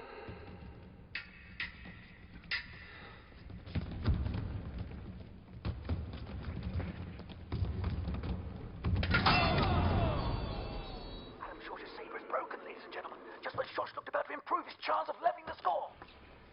Venez s'il vous plaît. Choisissez un sabre.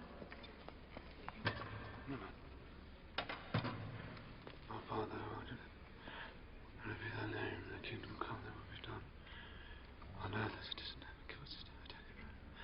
Forgive us our trespasses. Die Messer, George, undermine his tempo. You are better than he is. Monsieur, laissez en garde.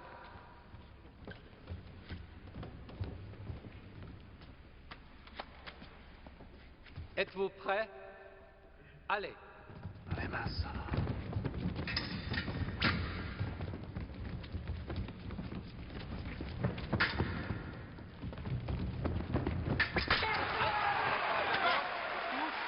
Touche.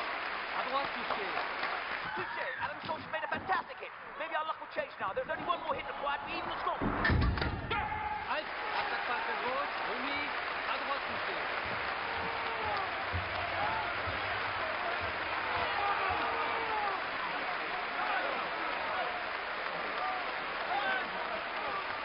Restez en garde. Êtes-vous prêts? Allez! They stand fixed, still as statues. The score is now 4-4.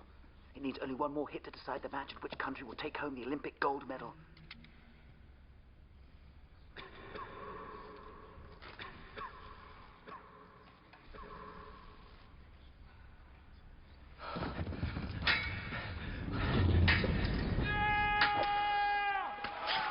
Attaquez la préparation de droite. Parez, riposte. Touche. À droite, touché. Vainqueur à gauche. Vainqueur sauve. Rosy.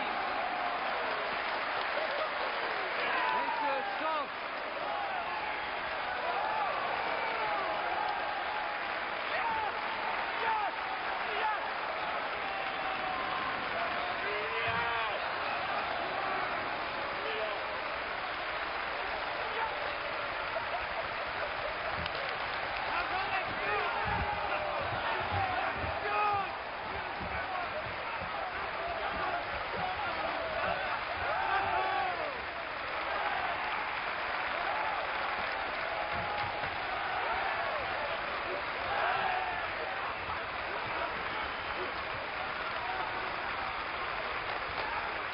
Junior, thank you. Well done. Thank you, sir. Thank you. Thank you, sir.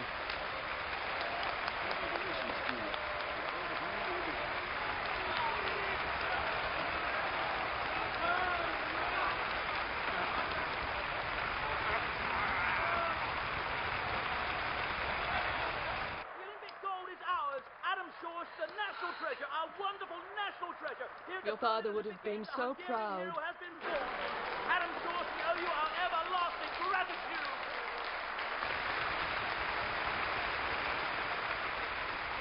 Well, dear boy. You're disgustingly sweaty. I've just telephoned the Prime Minister. He's ecstatic. He'll make mention of your victory during tomorrow's cabinet meeting. You're a national hero, Junior. Happy?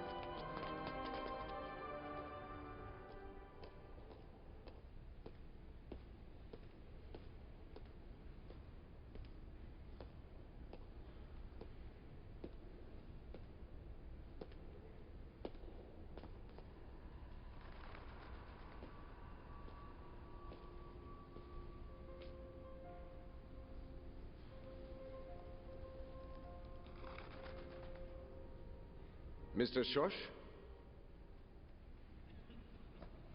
Your swordsmanship is also a work of art. Thank you. I'm Laszlo Molnar, president of the Pen and Saber Club of Boston, Massachusetts. Oh, yes. I left Hungary after the war. Would you have any interest in living in America? We could arrange American citizenship. I'm honored, but I would never leave Hungary. And why is that? Well, my family is there. My club is there. I fence for the national team. Are you an army officer? No. Then why do you fence with the officers of a dictatorship? What do you mean? You travel the world making a good impression for a dictatorship that hangs innocent people. In a way, you commit the same crimes they do whenever you bring glory to their bloody regime. Are you saying that I fence for a regime and not for my country? Excuse me, sir, you don't live in Hungary. I do. Things have become quite civilized in the past few years. Quite civilized? Mr. Schorsch, listen to yourself. Hungary courts disaster by blindly following Germany. Take this warning as a gift from me in return for your splendid Olympic victory. Leave the country before it's too late.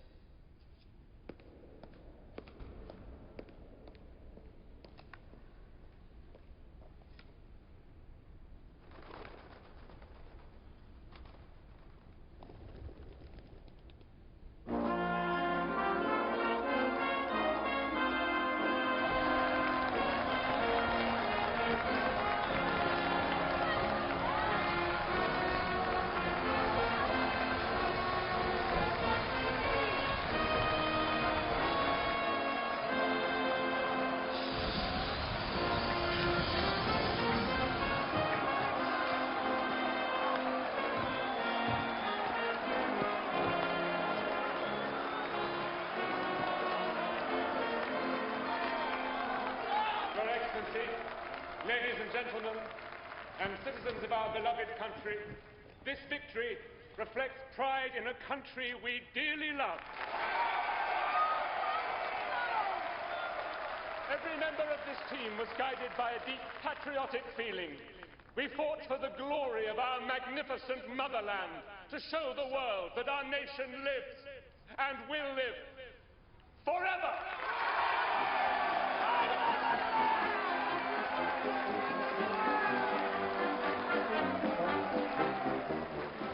to take some rest, Junior. You'll need to rebuild your strength for what's ahead. Adam. Open it when you're alone, please.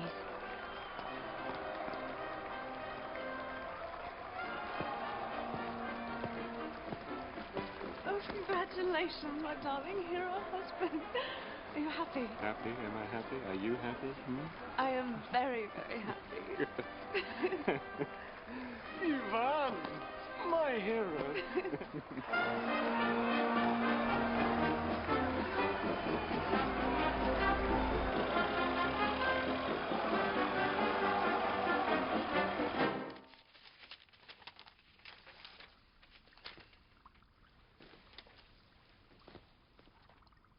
I prayed for you while I pressed this flower.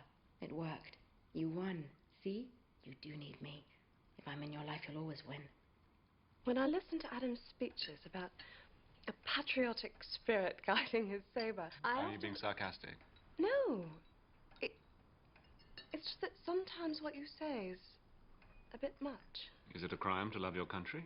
Then why are you talking about moving to America? It's only talk. All I've said is that the Americans have invited me, that's all. Just be proud of me. We're all proud of you, Junior. Aren't you proud of your brother-in-law, Greta? Couldn't be prouder. You, Mother? Of course I am, darling. You, Istvan, are you proud of your brother? Astonishingly proud. So am I, astonishingly proud. So we're all proud of you.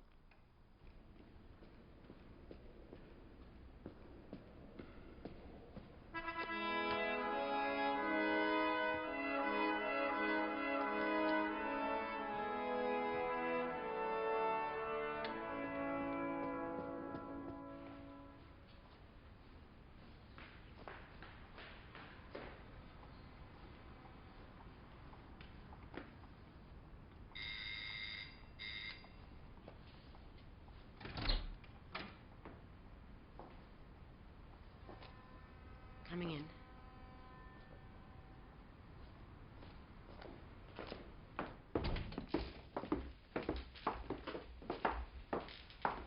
Where's my brother? At the summer house. We're alone. I wanted us to celebrate your victory alone. You don't want to hear me, do you? It won't happen. I won't betray my wife or my brother. We've already betrayed them with every thought that we've had. Whenever your brother touches me, I think of you. Do you have a mistress? Are you mad? Don't lie to me! Dare you call me a liar? You're ready to lie to your husband, so you expect me to lie to my wife, my brother? You want to ruin my family? You'll be lying to me soon enough. It's all this honorable behavior, this so-called honesty of yours. It's only coming out of fear. I'm not afraid. Yes, you are. I'm not afraid of anything. Oh, yes, you are. You're a hypocrite. I'm ready to run away with you, Adam, anywhere you say. I thought you were a free spirit. I was wrong. You wouldn't know how to love me. You only love yourself. Don't walk away from me. Come here.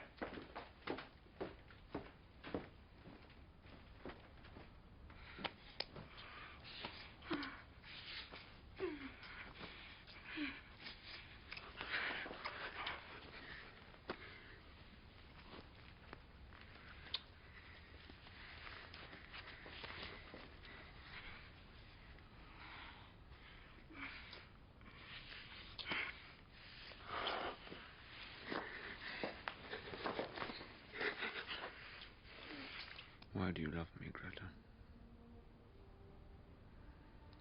Because when you found out you were really left-handed, you let yourself be left-handed. That was a miracle. Fine, so I'll wait for the next miracle. You don't expect a miracle from Istvan. No? Poor Istvan. Don't feel sorry for Istvan. Istvan's a deeply satisfied man. He'll never change anything about his life. Greta. It's how I feel, Adam. You want me to go home now and say to Istvan, how was your day, darling, and then slip into bed next to him and then carry on having an affair with you in secret? Well, I won't do that. I really can't. Neither could I. Fine. Now run along home and tell Hannah horrible things happen so both of you can hate me. I'm not going to tell Hannah anything. Certainly don't hate you. So what do you want? Me to leave my husband, you stay with your wife? Neither of us leaves anyone. Yeah, I suppose. My family and I leave for Algiers tonight. The Algerian fencing team has been courting me for some time, and I've decided to accept their offer. My very best to you, as ever, Margitai. He wrote to me as well. You can imagine how astonished I was. He's a traitor, sir. It's not that simple. The Baron's wife is Jewish, so his children are considered Jews. He's a traitor, sir. Anti-Semitism is the creed of resentful and unsuccessful people. It's a shared madness which the Baron couldn't accept, but we have. The worst thing about anti-Semitism is that it's a philosophy of Philistines. It's in bad taste. I don't know how much longer I can go along with it.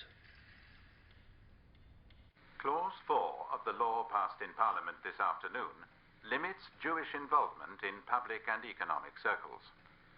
Insofar as the new law is concerned, a person is deemed Jewish if he is himself or has at least one parent, or has at least two grandparents, who are, at the effective date of the legislation, members of a Jewish congregation, or who have been, before the effective date of the present law, members of any Jewish religious community, as well as, and in addition to, the herein described, all progeny born after the effective date will be treated as Jews. For now, the new law will not apply to those who were decorated with a silver or gold medal for gallantry in the war of 1914 to 1918. Or those whose fathers were decorated with the gold medal for gallantry, or at least twice with the silver medal, as well as any person who participated in the national movement against the 1918 and 1919 revolutions, if he risked his life or suffered loss of liberty as a result of such activities, as well as spouses and children of these people. Mother's exempt. Further, those who are active or retired priests or ministers of the Christian faith, and those who have, under the auspices of the International Olympic Committee, earned the title of champion at the Olympic Games. That's us. We're exempt. We're totally exempt, all of us. Not me. Yes, you are. You're my wife, wife of an Olympic champion. All Jewish judges and members of the Royal Prosecutor's Office will be removed from their posts. No license to practice a trade or craft Bring us shall some be more issued tea, please. to Jewish persons. Right away. In professional law or medical associations, or organizations of journalists, engineers, theatre and film artists, Jews may only be accepted in numbers not to exceed 6% of total membership. A Jew cannot be the managing editor, publisher, or member of an editorial staff capable of exerting influence on the editorial direction of any periodical or journal. A Jew cannot be the director, artistic director, or literary manager, or an employee, however designated, who is capable of determining intellectual or artistic direction of a theatre. I've asked to see you, George, because I've been given the task of drawing your attention to an indisputable fact. This is the Officers' Club. If you want to continue fencing, I suggest you return to your old club. The Jewish laws don't apply to me, Russia. I'm exempt for 3 separate reasons. I know. I'm Roman Catholic. My father won a medal for gallantry in the Great War. I'm an Olympic champion. I was also awarded the Signum Laudis. That's 4 reasons. Well done. You'll probably be promoted to general. I'm only interested in fencing. Nothing Go else. ahead. Fence. There is no law stopping you. But you won't fence with us. You do know, of course, that you would never have become the Olympic champion, were it not for the fact that 2 of the judges were Jews.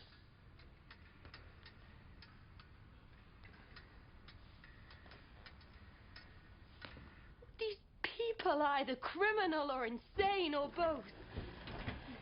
I beg you, please, let's move away from here. If you want to, we can all go. Your whole family. Hannah, Istvan, your mother. We owe it to our children to get out while we still can. I beg you, please. We can get through this if you just keep on loving me. Well, Hannah can't go and leave her parents behind. When would Hannah get out of my bed? It's you who are in her bed. You wanted this too. I certainly did not. You started this. You wanted it. What frightens you more, Adam, me or this country? You don't stop, do you?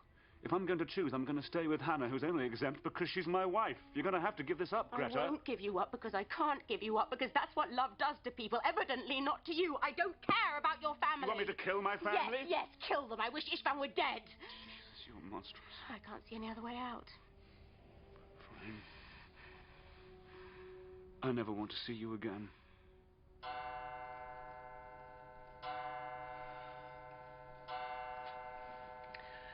Happy New Year. Happy New Year. Happy New Year.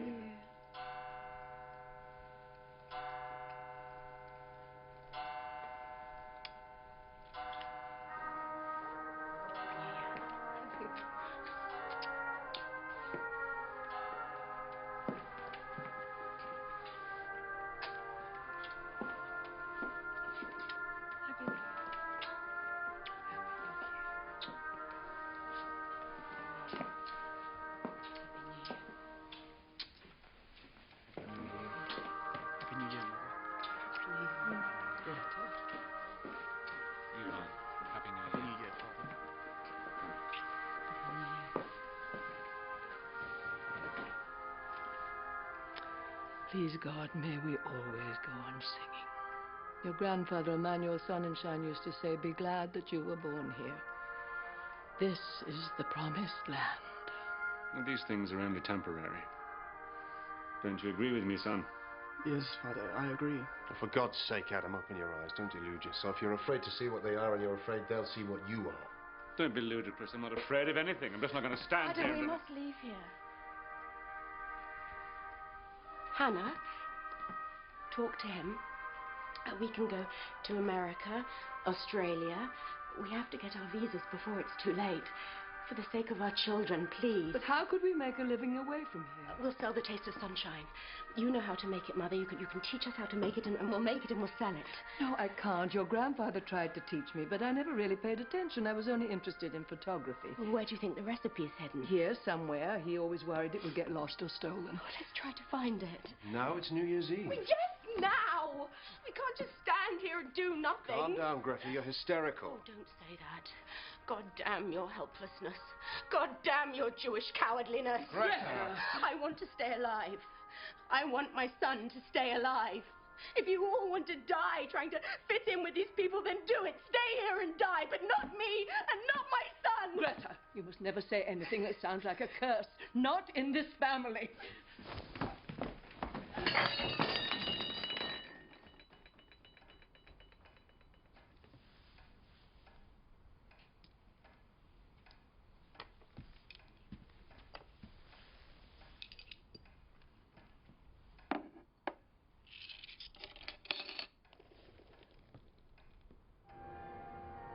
For days on end, they tried to get visas, but quotas had been filled, borders closed. Dr. Adam Schorsch, graduate of law, resident of Greater Budapest, born in 1902, mother's maiden name, Valerie Schorsch. Sonnenschein. Is hereby commanded to appear with 3 days' food rations and suitable clothing for winter weather conditions. Mrs. Schorsch, I'll try to arrange for him to stay in the regimental barracks in Budapest. I'll do everything I can. Thank you. Please, no. Schorsch, something I once said to you, that assimilation was the right choice. I'd like to ask your forgiveness for having said that.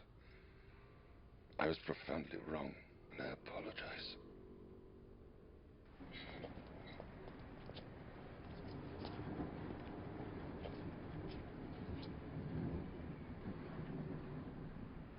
Do you still want to be married to me? Yes. Yes.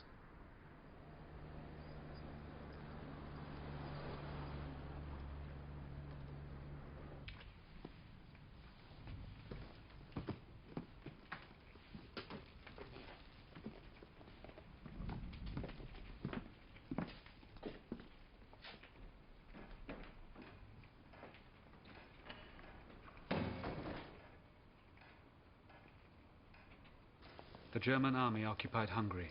My mother and grandmother were moved into the Budapest ghetto. 20 people were assigned to each tiny apartment. Mrs. Schorsch, when they start to move, get up to the attic.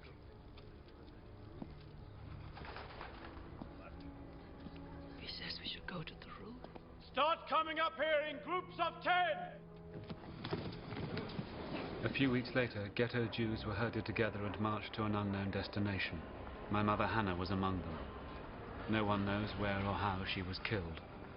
My grandmother Valerie managed to escape to a safe hiding place in a friend's attic. The general couldn't help us, and my father and I were sent to a labor camp close to the Russian front. You! With the white armband over here! What's this? Christmas tree decorations? I am Dr. Adam Schorsch, officer of the Hungarian army. What's this white exemption rag doing on your arm? Where'd you buy it, Jew? How much? I am a national fencing champion. What are you? I am an Olympic gold medalist. Look at me. Stand up. Stand up. I'm going to teach you what you are. You garbage.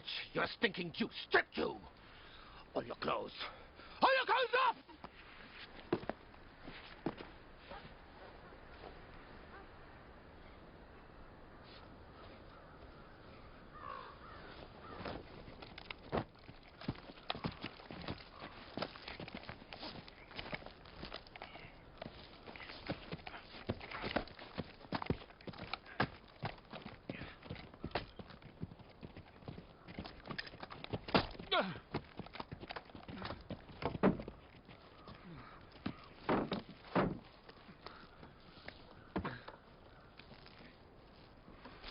I'm asking you again, Jew. What are you? Adam Schorsch, Doctor of Law, officer of the Hungarian army.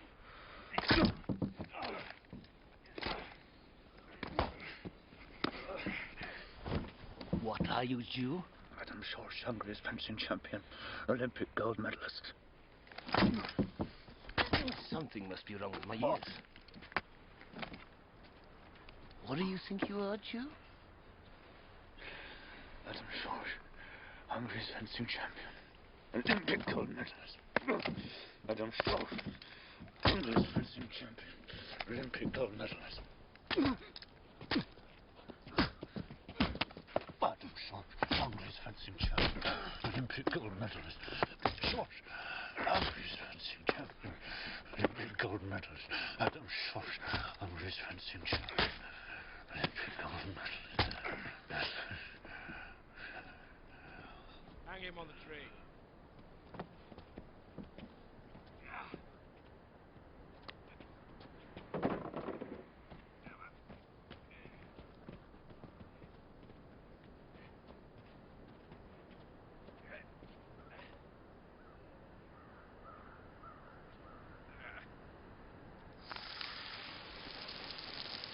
And now, what are you, Jew?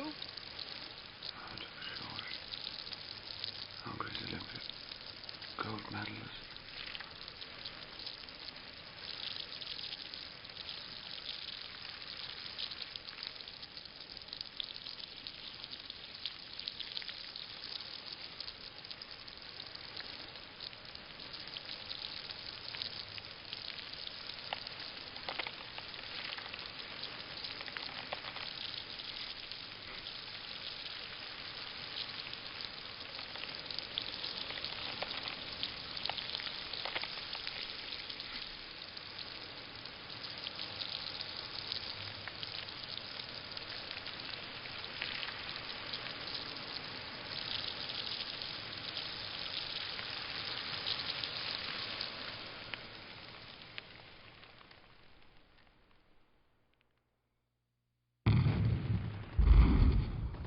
Neighbors suspected that Jews were hiding in Greta's apartment and called the police.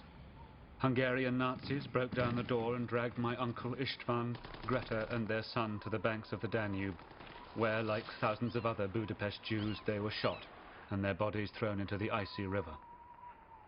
5 days after they died, the Russians liberated Budapest from the Nazi rule, and World War II was over.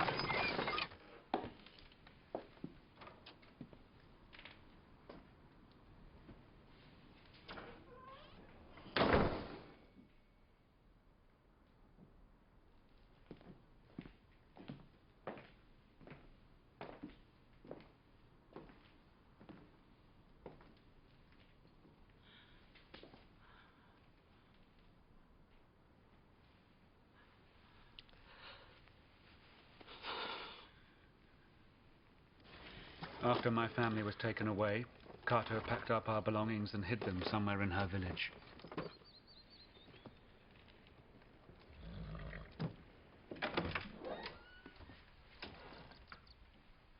It's me, Gustav, your brother.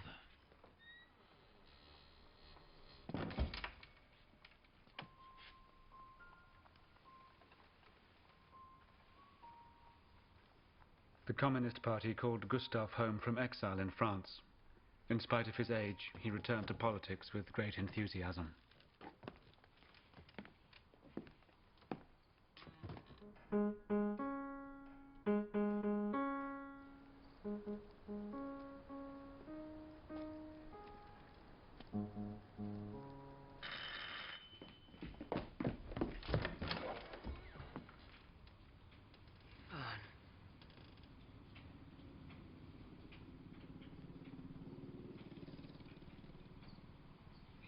Your father?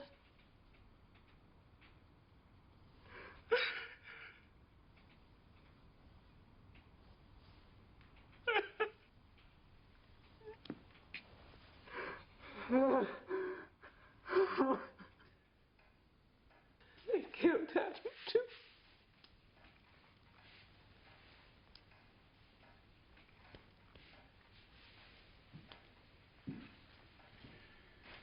What happened?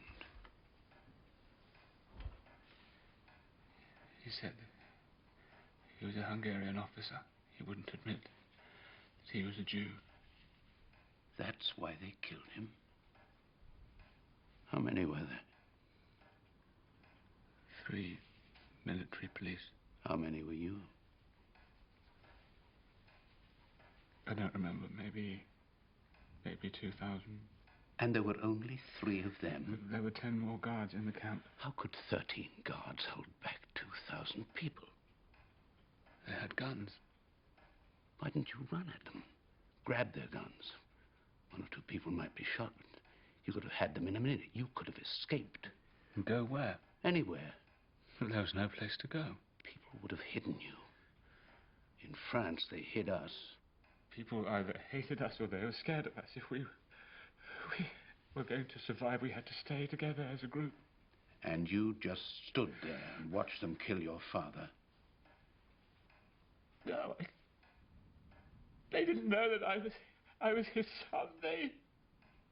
They had to hold me down, but So what did you do? Enough! Nothing! I just stood there. That's all I could do. I could do nothing.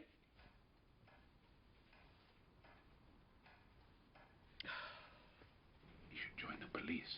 Help them round up the fascist bastards. I can have a word with the Comrade General. He should study. He hasn't finished school. It says here that your father was a lawyer.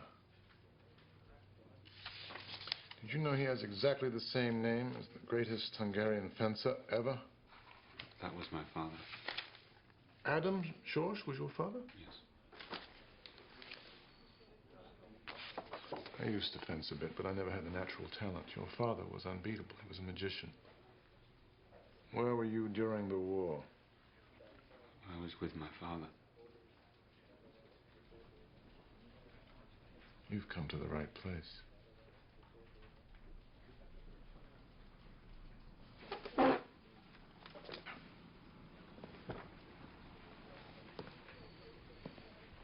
We're going to get every one of those fascist bastards. There can be no forgiveness for what happened here. It can't be fobbed off on the Germans.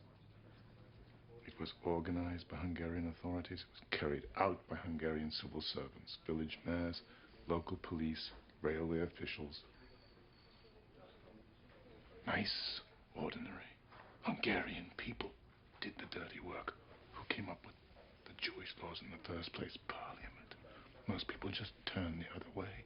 You think about your father. It's your job to find his murderers.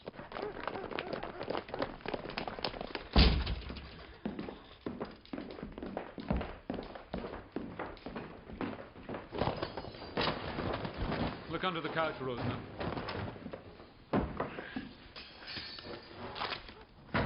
Can you tell us how this stuff got here? I have no idea. I've never seen any of it before. Ah, you were blind, but now you can see. I'm sorry, those things are private. It's a vacation, honey. The neighbours That's private. almond flowers. You wrote this? Yes, I'm a poet. You're just a poet? I suppose you just stood and watched and wrote poems while your friends did the killing. Dr. Adam Schorsch was the world's greatest fencer, a national treasure. That he was swept away by the storm was not only a What loss the hell of our does he country, mean, but swept away by the storm? Schorsch was murdered. Dr. Adam Schorsch, Fencing Center.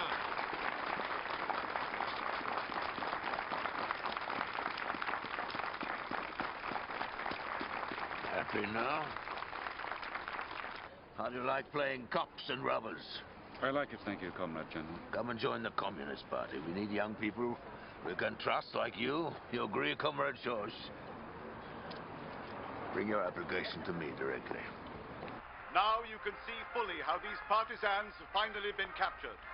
They terrorized the people who had already suffered appallingly under a 25-year Bolshevik rule. Our army is fighting a crusade against the Red Devil, and it is victorious.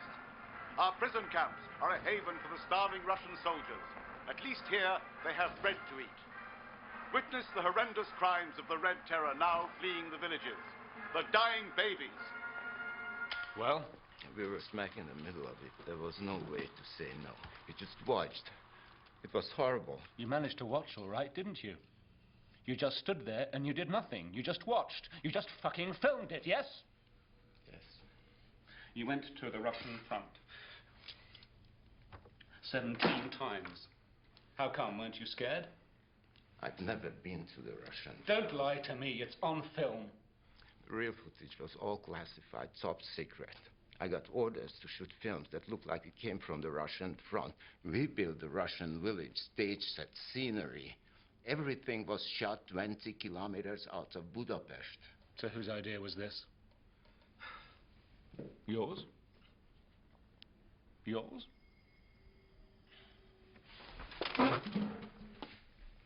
You think you're an artist? You're the worst kind. You don't even think that what you did was a crime. I've never hurt anybody. After the war, I shot the Communist Party's first film. I never had a gun in my life. You never held a gun. Go on, pick it up. It's a lot less heavier than your camera. Here's your chance to shoot me. Finish off what your fucking fascist friends started. Go on, pick up the fucking gun! Pick it up! You shit!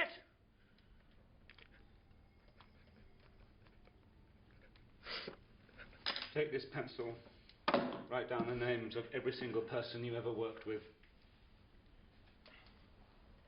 Everyone.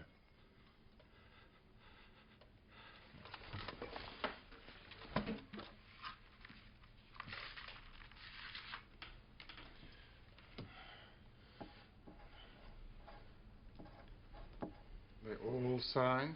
Even that film director friend of yours? He gave us 25 new names. People will do anything to survive. On their first day in Hungary, the Gestapo received 10,000 letters from people denouncing each other. We have nothing to be proud of. Number 7, Fekete Nadia. He's written some beautiful poetry. He got some bad advice from his friends. Cross him off. But he wrote pro-Nazi articles. He publicly denounced several writers. No, he's a great poet. Great. We won't let him publish for a while. Cross him off.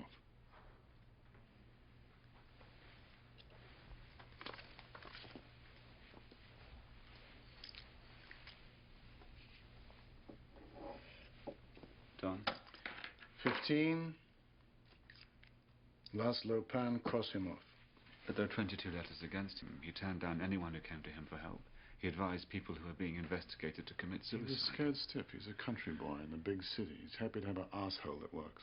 What about his racist speeches? Tricked into it. No, we don't want to hurt genuine talent. It's enough to scare them. In the end, they'll work with us. It's the dilettantes we want to grab by the balls. Most of the real fascist writers are unreadable. What about the fascists who've come over to our side? Do we just let them go? Every new regime demands betrayal. Until it consolidates its power, it uses traitors and then gets rid of them. What is the matter? I'm just thinking about my father.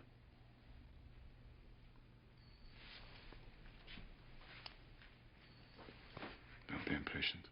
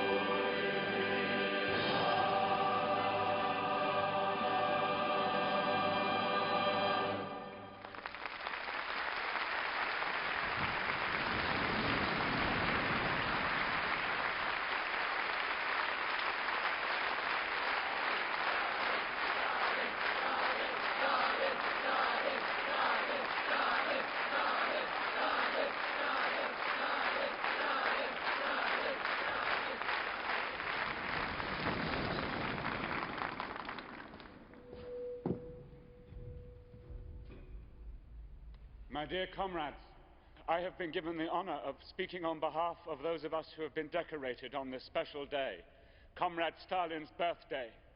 We express our profound gratitude to Comrade Stalin for eliminating fascism from the face of the earth and freeing our land from the Nazis' rule of evil.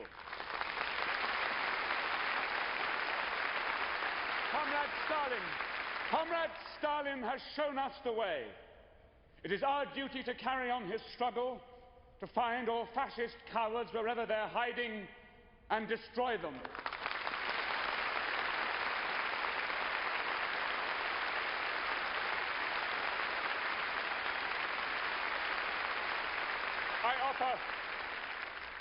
I offer our eternal gratitude to Comrade Stalin, who leads us into the world of tomorrow, where all men will be equal, where exploitation and humiliation will be unknown, in the world of communism.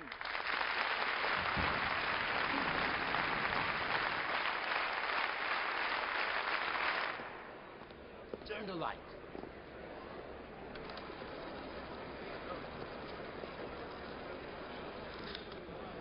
Congratulations, Cameron Major. Thank you. Congratulations. Thank you, Rosner. Come over here, Ivan. I want to introduce you to a couple of foot soldiers. This is Comrade Major Schorsch. Take a good look at him. Comrades, one day soon, you're all going to be terrified of him, right, Ivan? Any children yet? Anybody who can make such stirring speeches should definitely procreate. Why do you look so unhappy? Everyone here adores you. I'm not unhappy. Look in there. Looks like a sad man to me. Something's the matter. Nothing's the matter.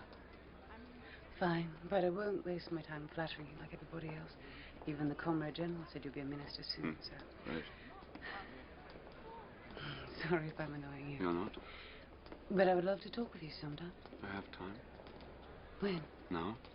Oh, I can't now. I'm just leaving my children all alone. I could walk you home. So the sad man wants to escape and needs someone to show him the back stairs?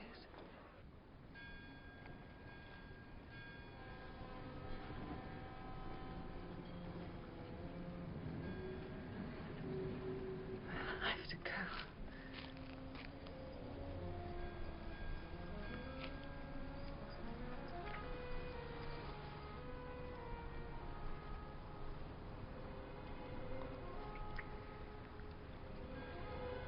Don't you like me, kiss?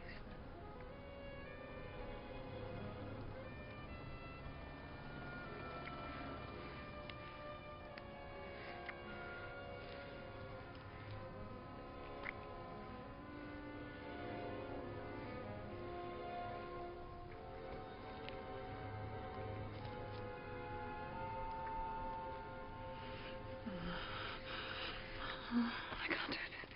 I have a family. What do I...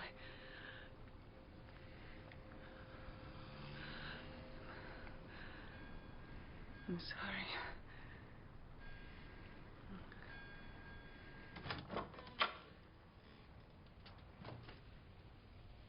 Good morning, comrade. I saw you and Carol Kovacs slip out of the opera together last night. I should warn you, she's definitely spoken for.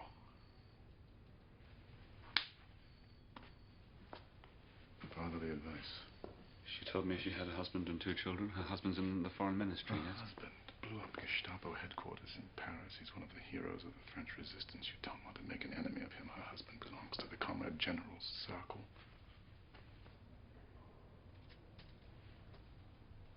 Life is full of surprises, isn't it?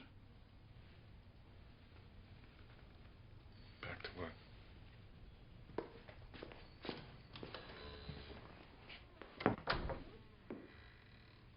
I saw your light was on. I request permission to enter, Comrade Major. Granted, Comrade Major.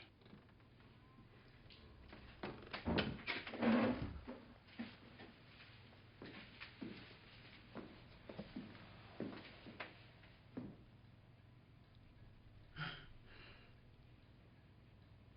just came to say good night.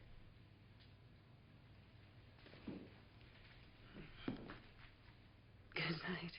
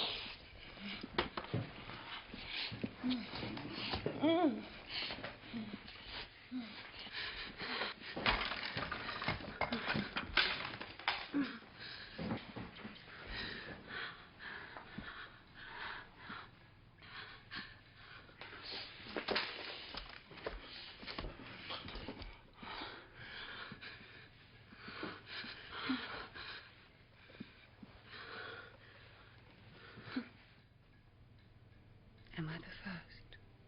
Yes. What have you been doing since you started shaving? I was in a camp. I think you might be the first man I could really fall in love with. What about your husband? I admire him. During the war and the resistance, he made me feel safe. He's a very brave man. You don't love him? I do, but I think I married him because I knew he would protect me. They were terrible times. He doesn't protect you now. I don't know. We were in Paris during the war. It was different. We all had the same aim. Since we've been back, I don't know. Everything's changed here. Was it better in Paris?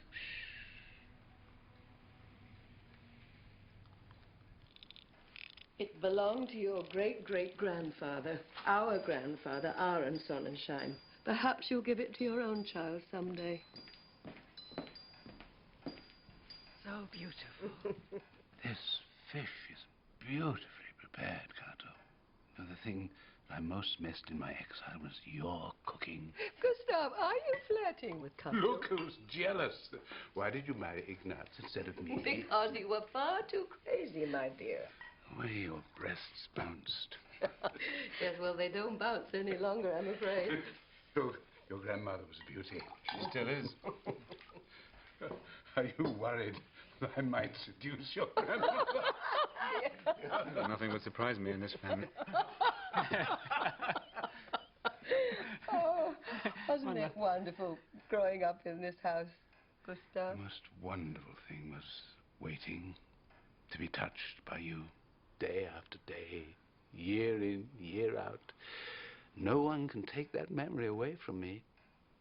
And now, the only thing missing is a taste of sunshine. Was it really that good? Gorgeous. Did it make you drunk? Oh, a little drunk. A little drunk and a lot. I found an empty bottle the other day, and as soon as we find the recipe, Kato and I will brew up a fresh batch. Oh, there's a drop in there. Oh. I got it. My God, what a wonderful taste in such a tiny drop. Oh, let me see. Oh, it's delicious.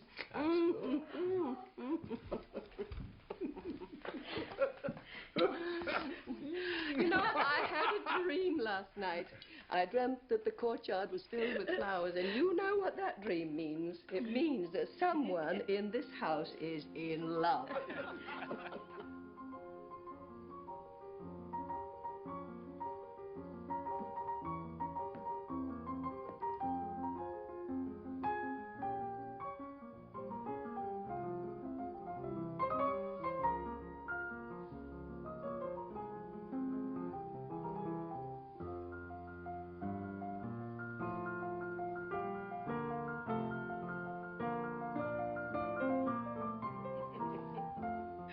Oh, you must learn how to play the piano. How am I going to do that? When? Well, your uncle and I can teach you after work. Gustav on Mondays, Wednesdays, and Fridays, and I on Tuesdays, Thursdays, and Saturdays. No lessons on Sundays? What am I going to do with so much free time? But you cannot live without being able to play music.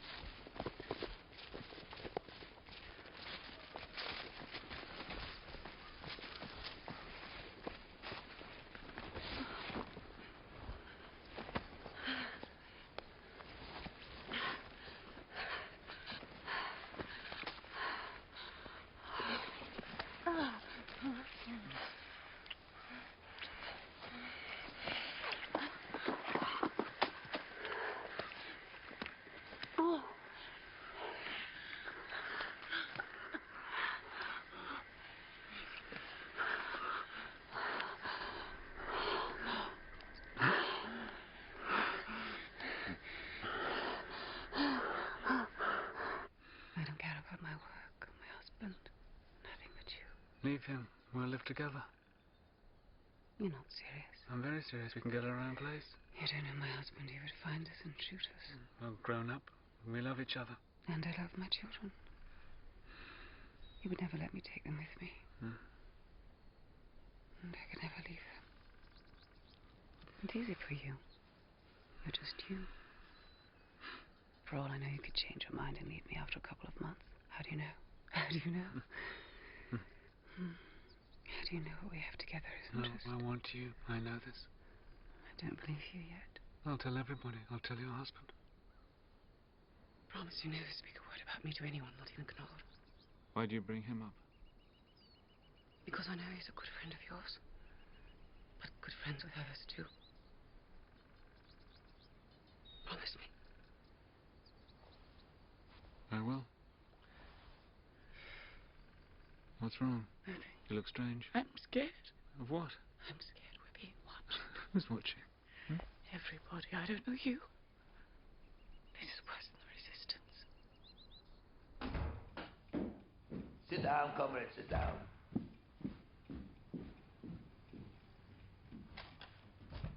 Sit!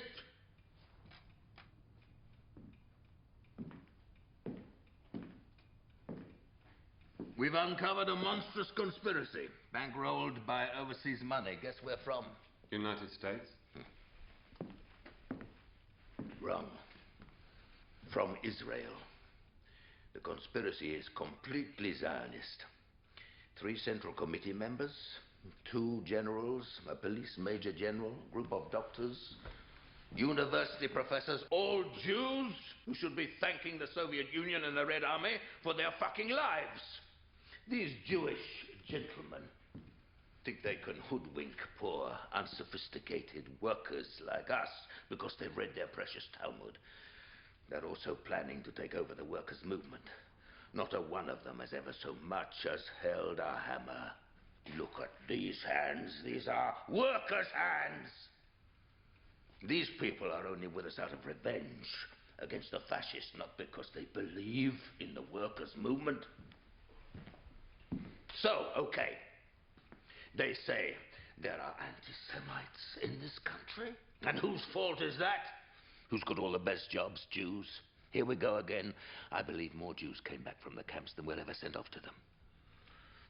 Your assignment is to drag these bastards in and indict every one of them. This won't be so easy, Schorsch. You've got a close personal connection in this. Me? And Oknor. Your beloved boss. He's one of the heads of the whole thing. That's impossible. We have film of Knorr speaking with Israeli agents. Read this. Here. You yourself could be highly suspect because of being so close to Knorr. Keep Jews off your team.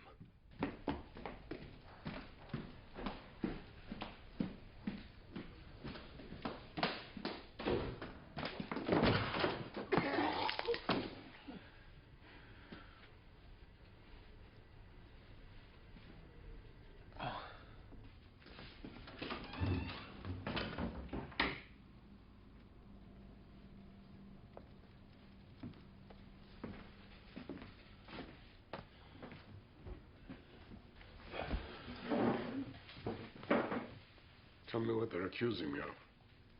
Zionist conspiracy. Intention to overthrow the socialist state. Are they crazy? I've been ordered to interrogate you.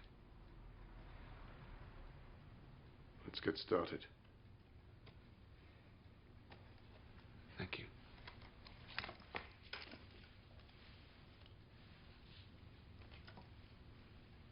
When did you first enlist in the Zionist conspiracy against the state? Never. Never enlisted in any conspiracy against the state.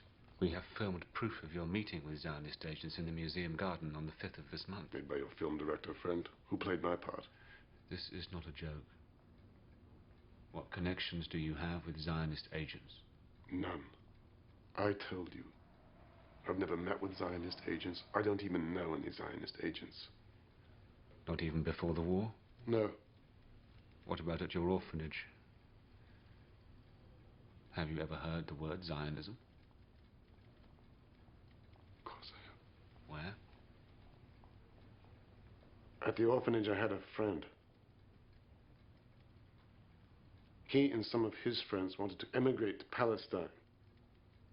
I joined the Young Socialists instead. So, why didn't you go to Israel with the Zionists if your best friend was with them? Because they were religious, and I was not. If it hadn't been the Young Socialists, I'd probably be living on a kibbutz in Israel now.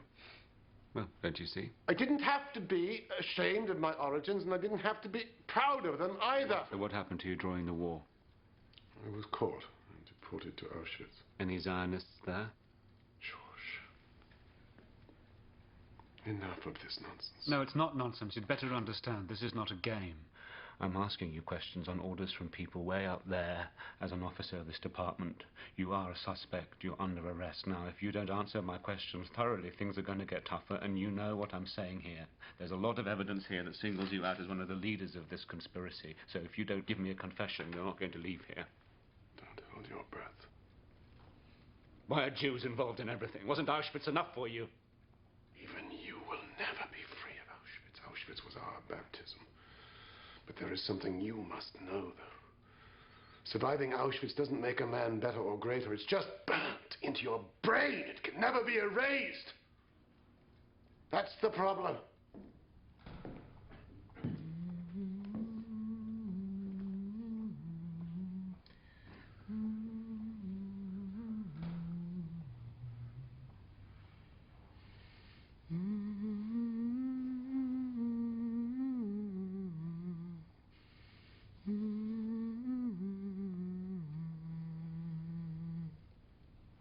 What was the purpose of this miserable life? Life itself, that we are here. A long time ago we were happy.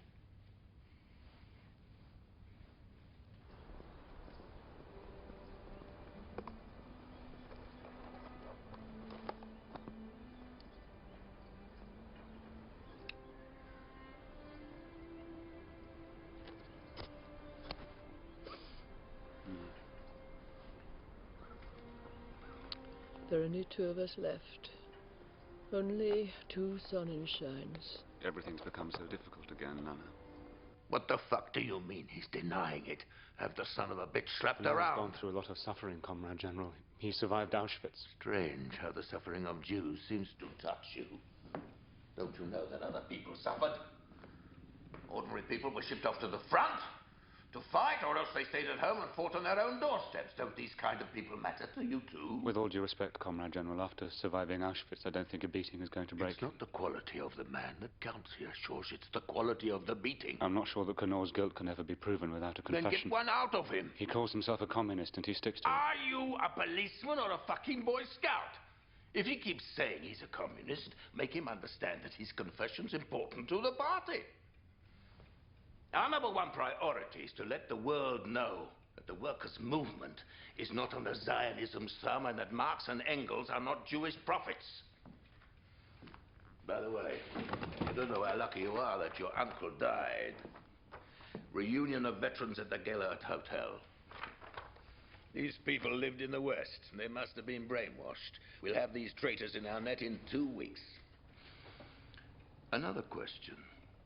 Who does your grandmother take pictures for? My grandmother takes pictures for herself. She's just a photographer. A photographer. You're surrounded by questionable people, aren't you? Do you have a girlfriend? If you do, have her investigated. Let's try to avoid any more nasty surprises.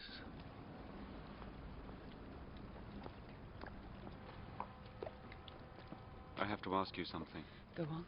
The Knor case. I don't want to talk of it. I don't want to hear of it. It's important to me. I don't want to know anything about it. Why did you ask me here? Don't get me mixed up in any of this. Please don't. Who benefits from turning me into the enemy? Or is it we've just gone back to anti-Semitism as the solution? No new ideas? In October 1944, you were recaptured by the fascists, sentenced to death and shot. Your body fell into the Danube under the Margaret Bridge. So, how come you're still alive?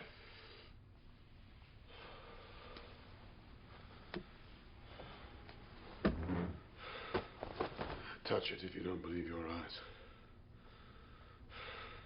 They've turned you against me. We're children of an unfortunate race. Who's the traitor? You or me?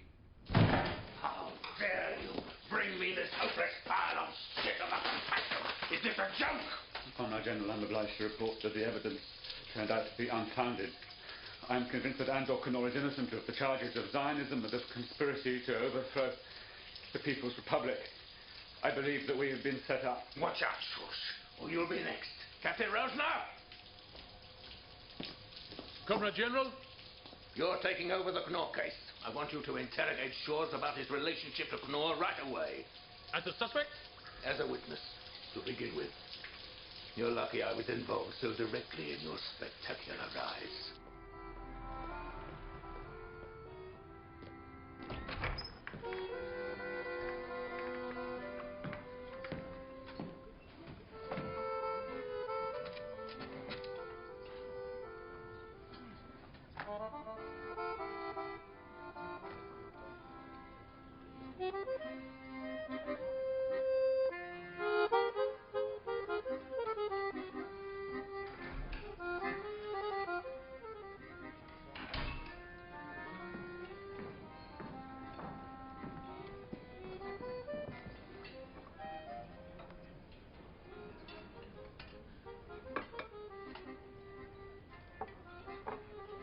Leave the police before it's too late.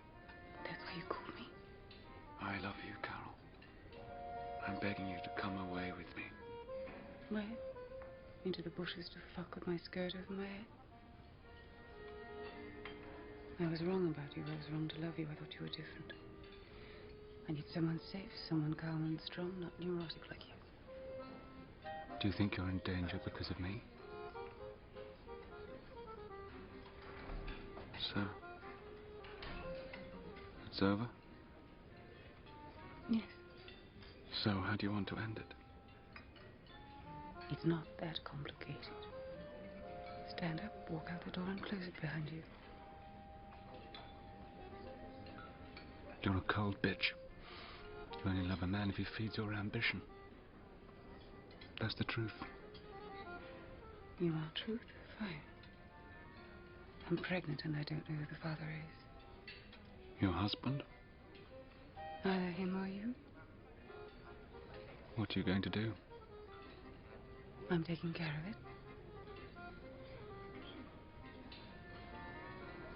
There's a man under the window. I think I've seen him before.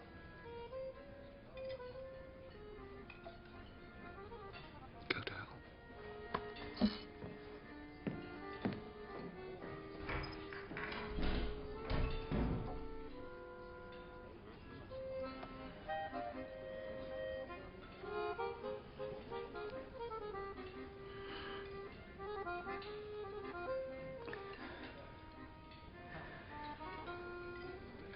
I left your grandfather once. I fell in love with another man.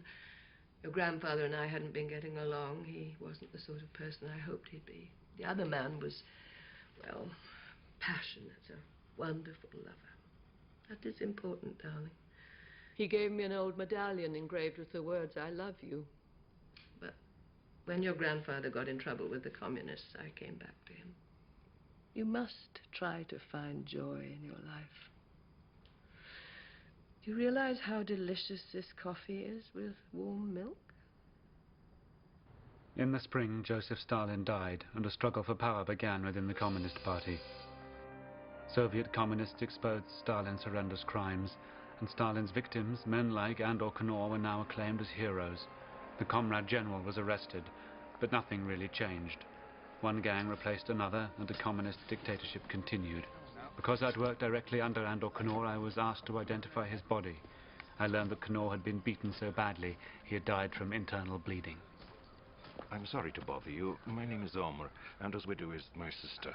Andor talked about you fondly, and about your father, of course, the Olympic champion. Would you mind saying a few words at the funeral? As you know, he was an atheist. I can't ask a rabbi.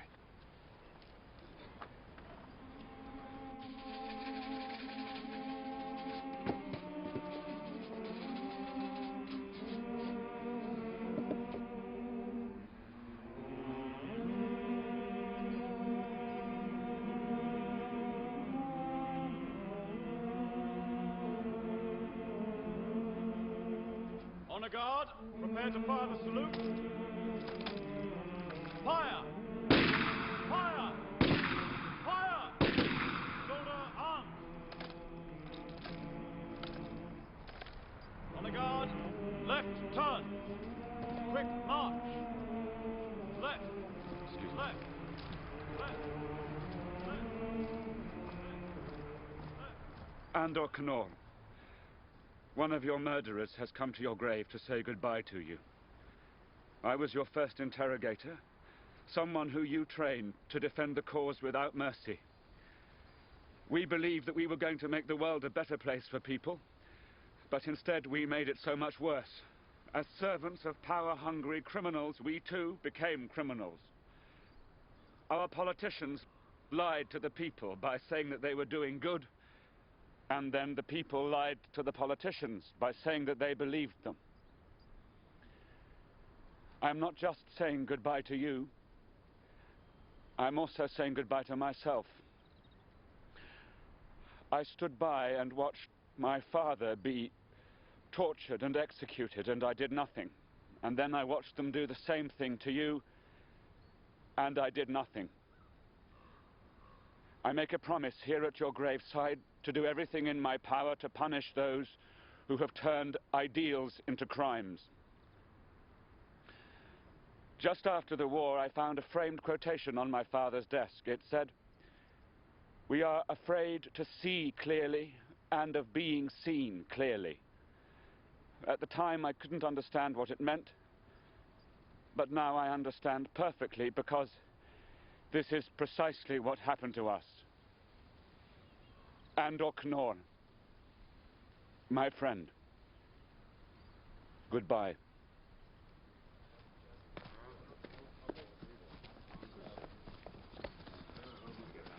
Why are you crying? Are you in mourning? I'm warning you. You said things in your speech we tolerate from no one, not even if times have changed. Fuck you. You know who you're talking to? Who's that? Another incident like this and you'll be off the force. Just say the word, I'm happy to quit. Do you know the difference between a worker and a Jew? If a worker doesn't like something, he leaves without saying goodbye.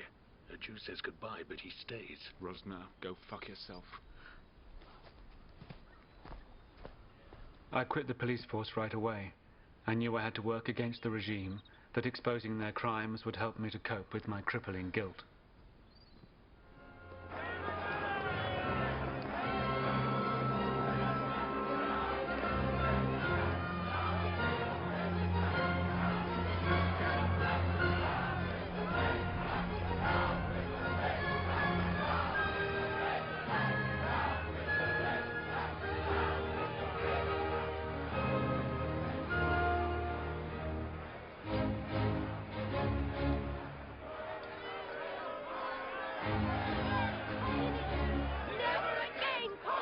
Confusion grew to chaos.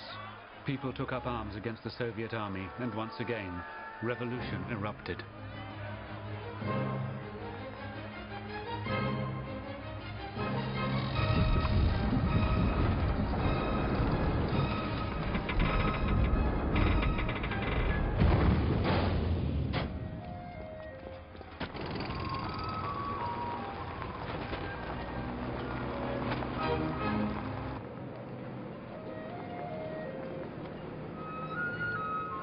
There were 10 days of initial euphoria, during which time freedom seemed attainable. But then Russian tanks appeared in Budapest. People took to the streets and fought against the Soviet intruders.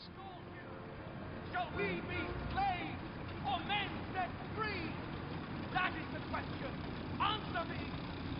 By all the gods of Hungary, we hereby swear to plead the yoke of slavery no more elsewhere.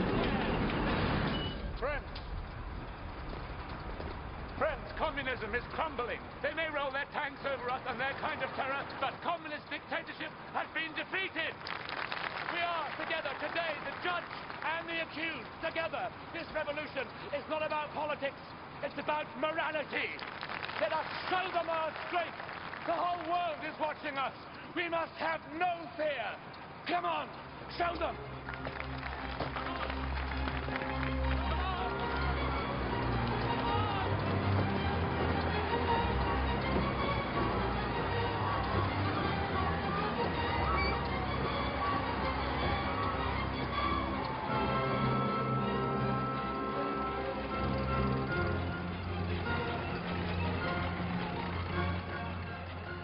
Ultimately, the resistance was futile. The revolution failed. Wait!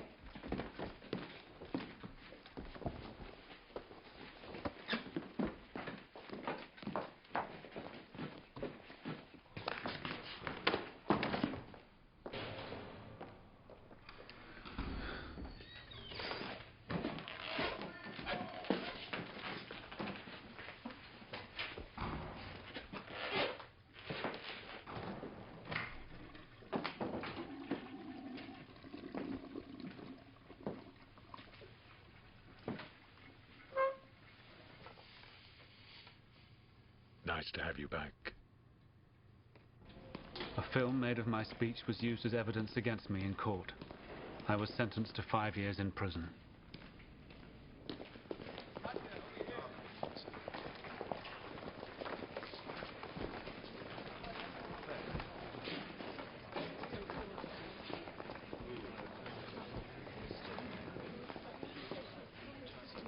If you feel you've done the right thing, you can endure anything. Are you sure of that, Nana? I have seen the collapse of government after government, and they all think they can last 1,000 years. Each new one always declares the last one criminal and corrupt, and always promises a future of justice and freedom. No political discussion allowed. Your time is up. My darling, you are not in prison. They are in prison. Stand up, please.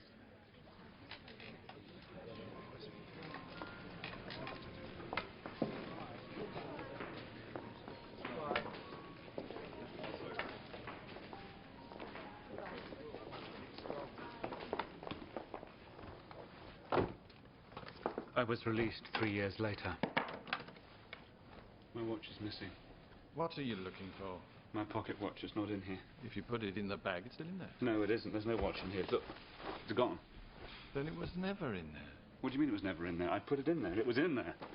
You're saying we stole your watch? No, I'm saying that the watch I inherited from my great-grandfather is gone. I put it in the sack. It's not in there now.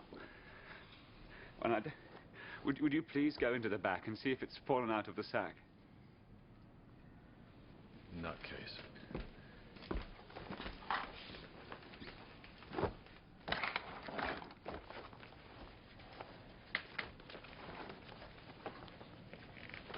Nothing there. I'm not leaving till I get my watch back. Guard! Get out!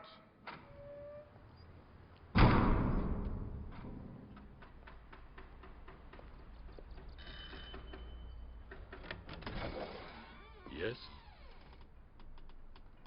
Looking for somebody? My name is Schorsch. I'm looking for my grandmother. You must be the one they locked up. Granny Schorsch! Your grandson is here. See, Granny? I told you they'd let him out sooner or later. Come into my room. This is my grandson. Lenitsky. Mom? Hello. Ilona Ledlitsky. Hello. Who are all these people, Nana? Oh, I'm not allowed to have such a big apartment on my own, but it's all right. They're good people. And Kato? Kato's fine. She's moved back home to her village. She couldn't stand sharing the house. Poor thing's much older than I am. Is there room for me? Maybe we can get the maid's room back, but there are 5 of them.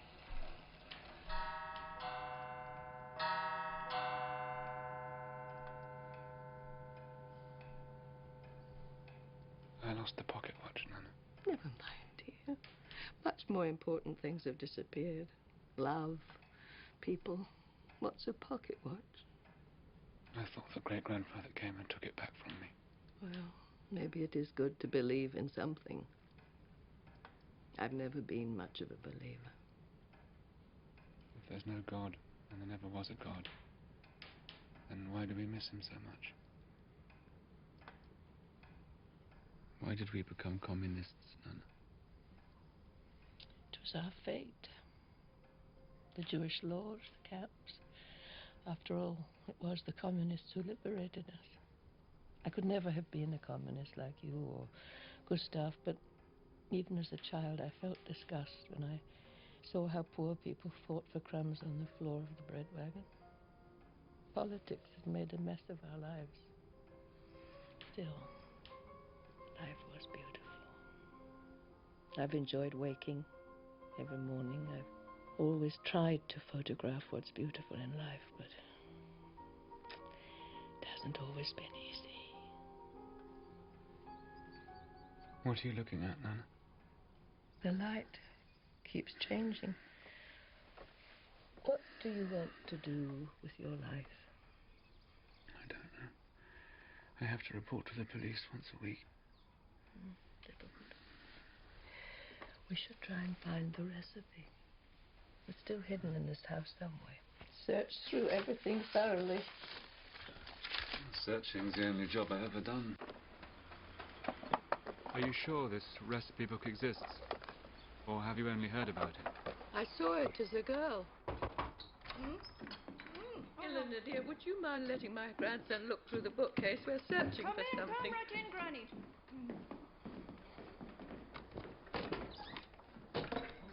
Start at the bottom. No. Look here, behind the... Granny? Can't breathe. Granny!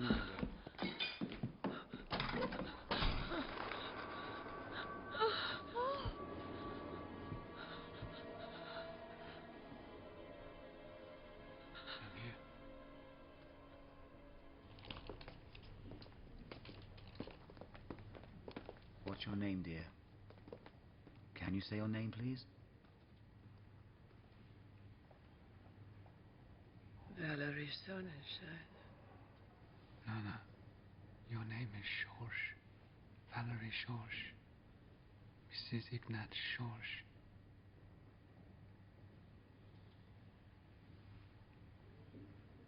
Valerie Sonnenschein.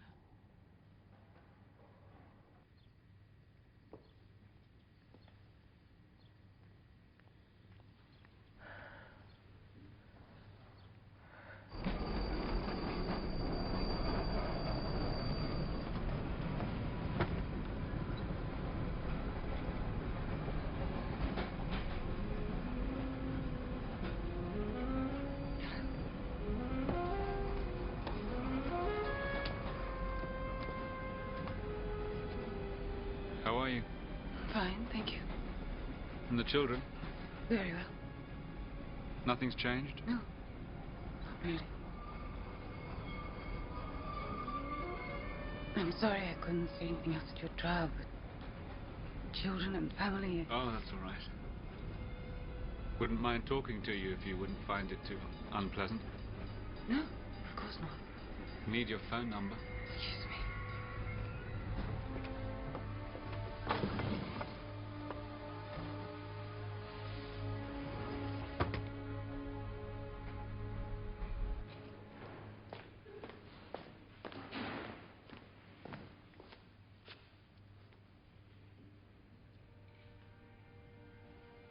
She didn't suffer. Her walking stick's in the corner.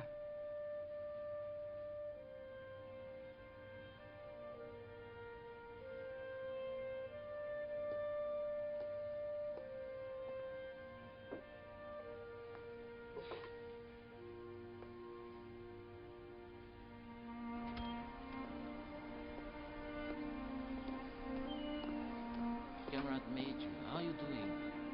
Glad that you're finally out of prison. Beautiful kid. Hurt your leg? No.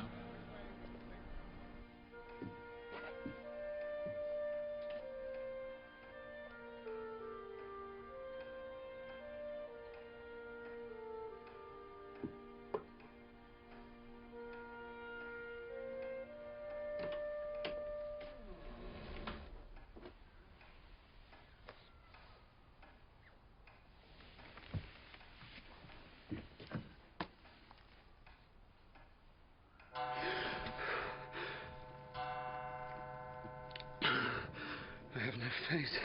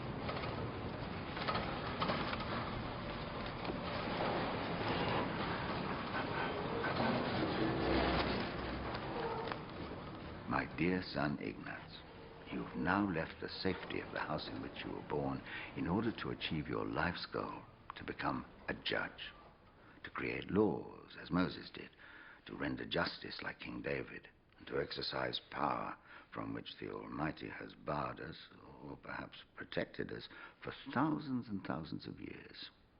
You are entering a new world where you will certainly be successful because you have knowledge. Study has always been our religious duty as Jews. Our exclusion from society has given us an ability to adapt to others and to sense connections between things which seem diverse. But if you feel you have power, you are mistaken. If you feel you have the right to put yourself ahead of others because you think you know more than they do, you are wrong. Never allow yourself to be driven into the sin of conceit. Conceit is the greatest of sins, the source of all other sins. Never give up your religion, not for God.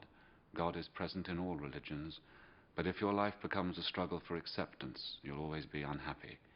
Religion may not be perfect, but it is a well-built boat that can stay balanced and carry you to the other shore. Our life is nothing but a boat adrift on water, balanced by permanent uncertainty. About the people whom you will judge, know this. All they do is struggle to find a kind of security. They're just people like us. Therefore, you mustn't judge them on the basis of appearance or hearsay. Trust no one. Examine all things yourself. Do not join with power. Despise all rank. Do not be ostentatious with what is yours. Owning possessions and property ultimately comes to nothing. Possessions and property can be consumed by fire, swept away by flood, taken away by politics. Do not undertake what you do not know. This causes anxiety, which makes you ill. Exercise discipline.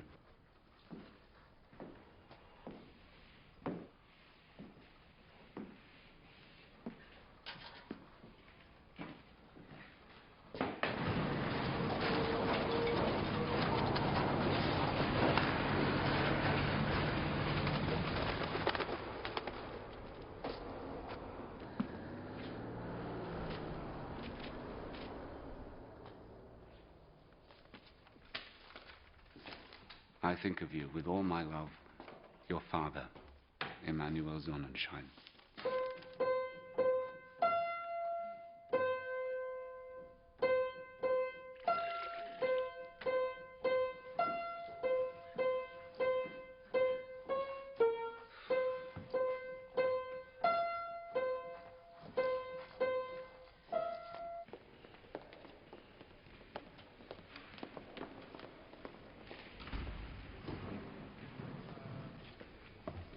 I'd like to apply for a change of name.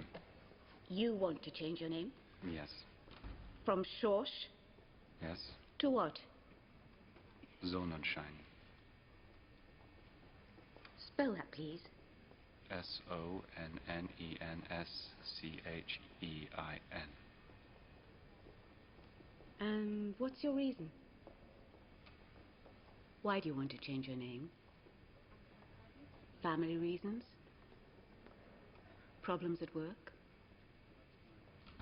Legal problems? For the first time in my life, I walked down the street without feeling like I was in hiding. My great-grandfather, Emanuel, must have been the last Sonnenschein to feel like this. I knew the only way to find meaning in my life, my only chance in life, would be to account for it. My grandmother's words returned to me. Try to photograph what's beautiful in life. By the time I finished this story, the third tragic misadventure of the 20th century was over. After the monarchy and fascist rule, the communist regime also went up in smoke. I remembered the recipe book that we had lost, and suddenly realized that the family secret was not to be found on its pages. It was preserved by my grandmother, the only one in our family who had the gift of breathing freely.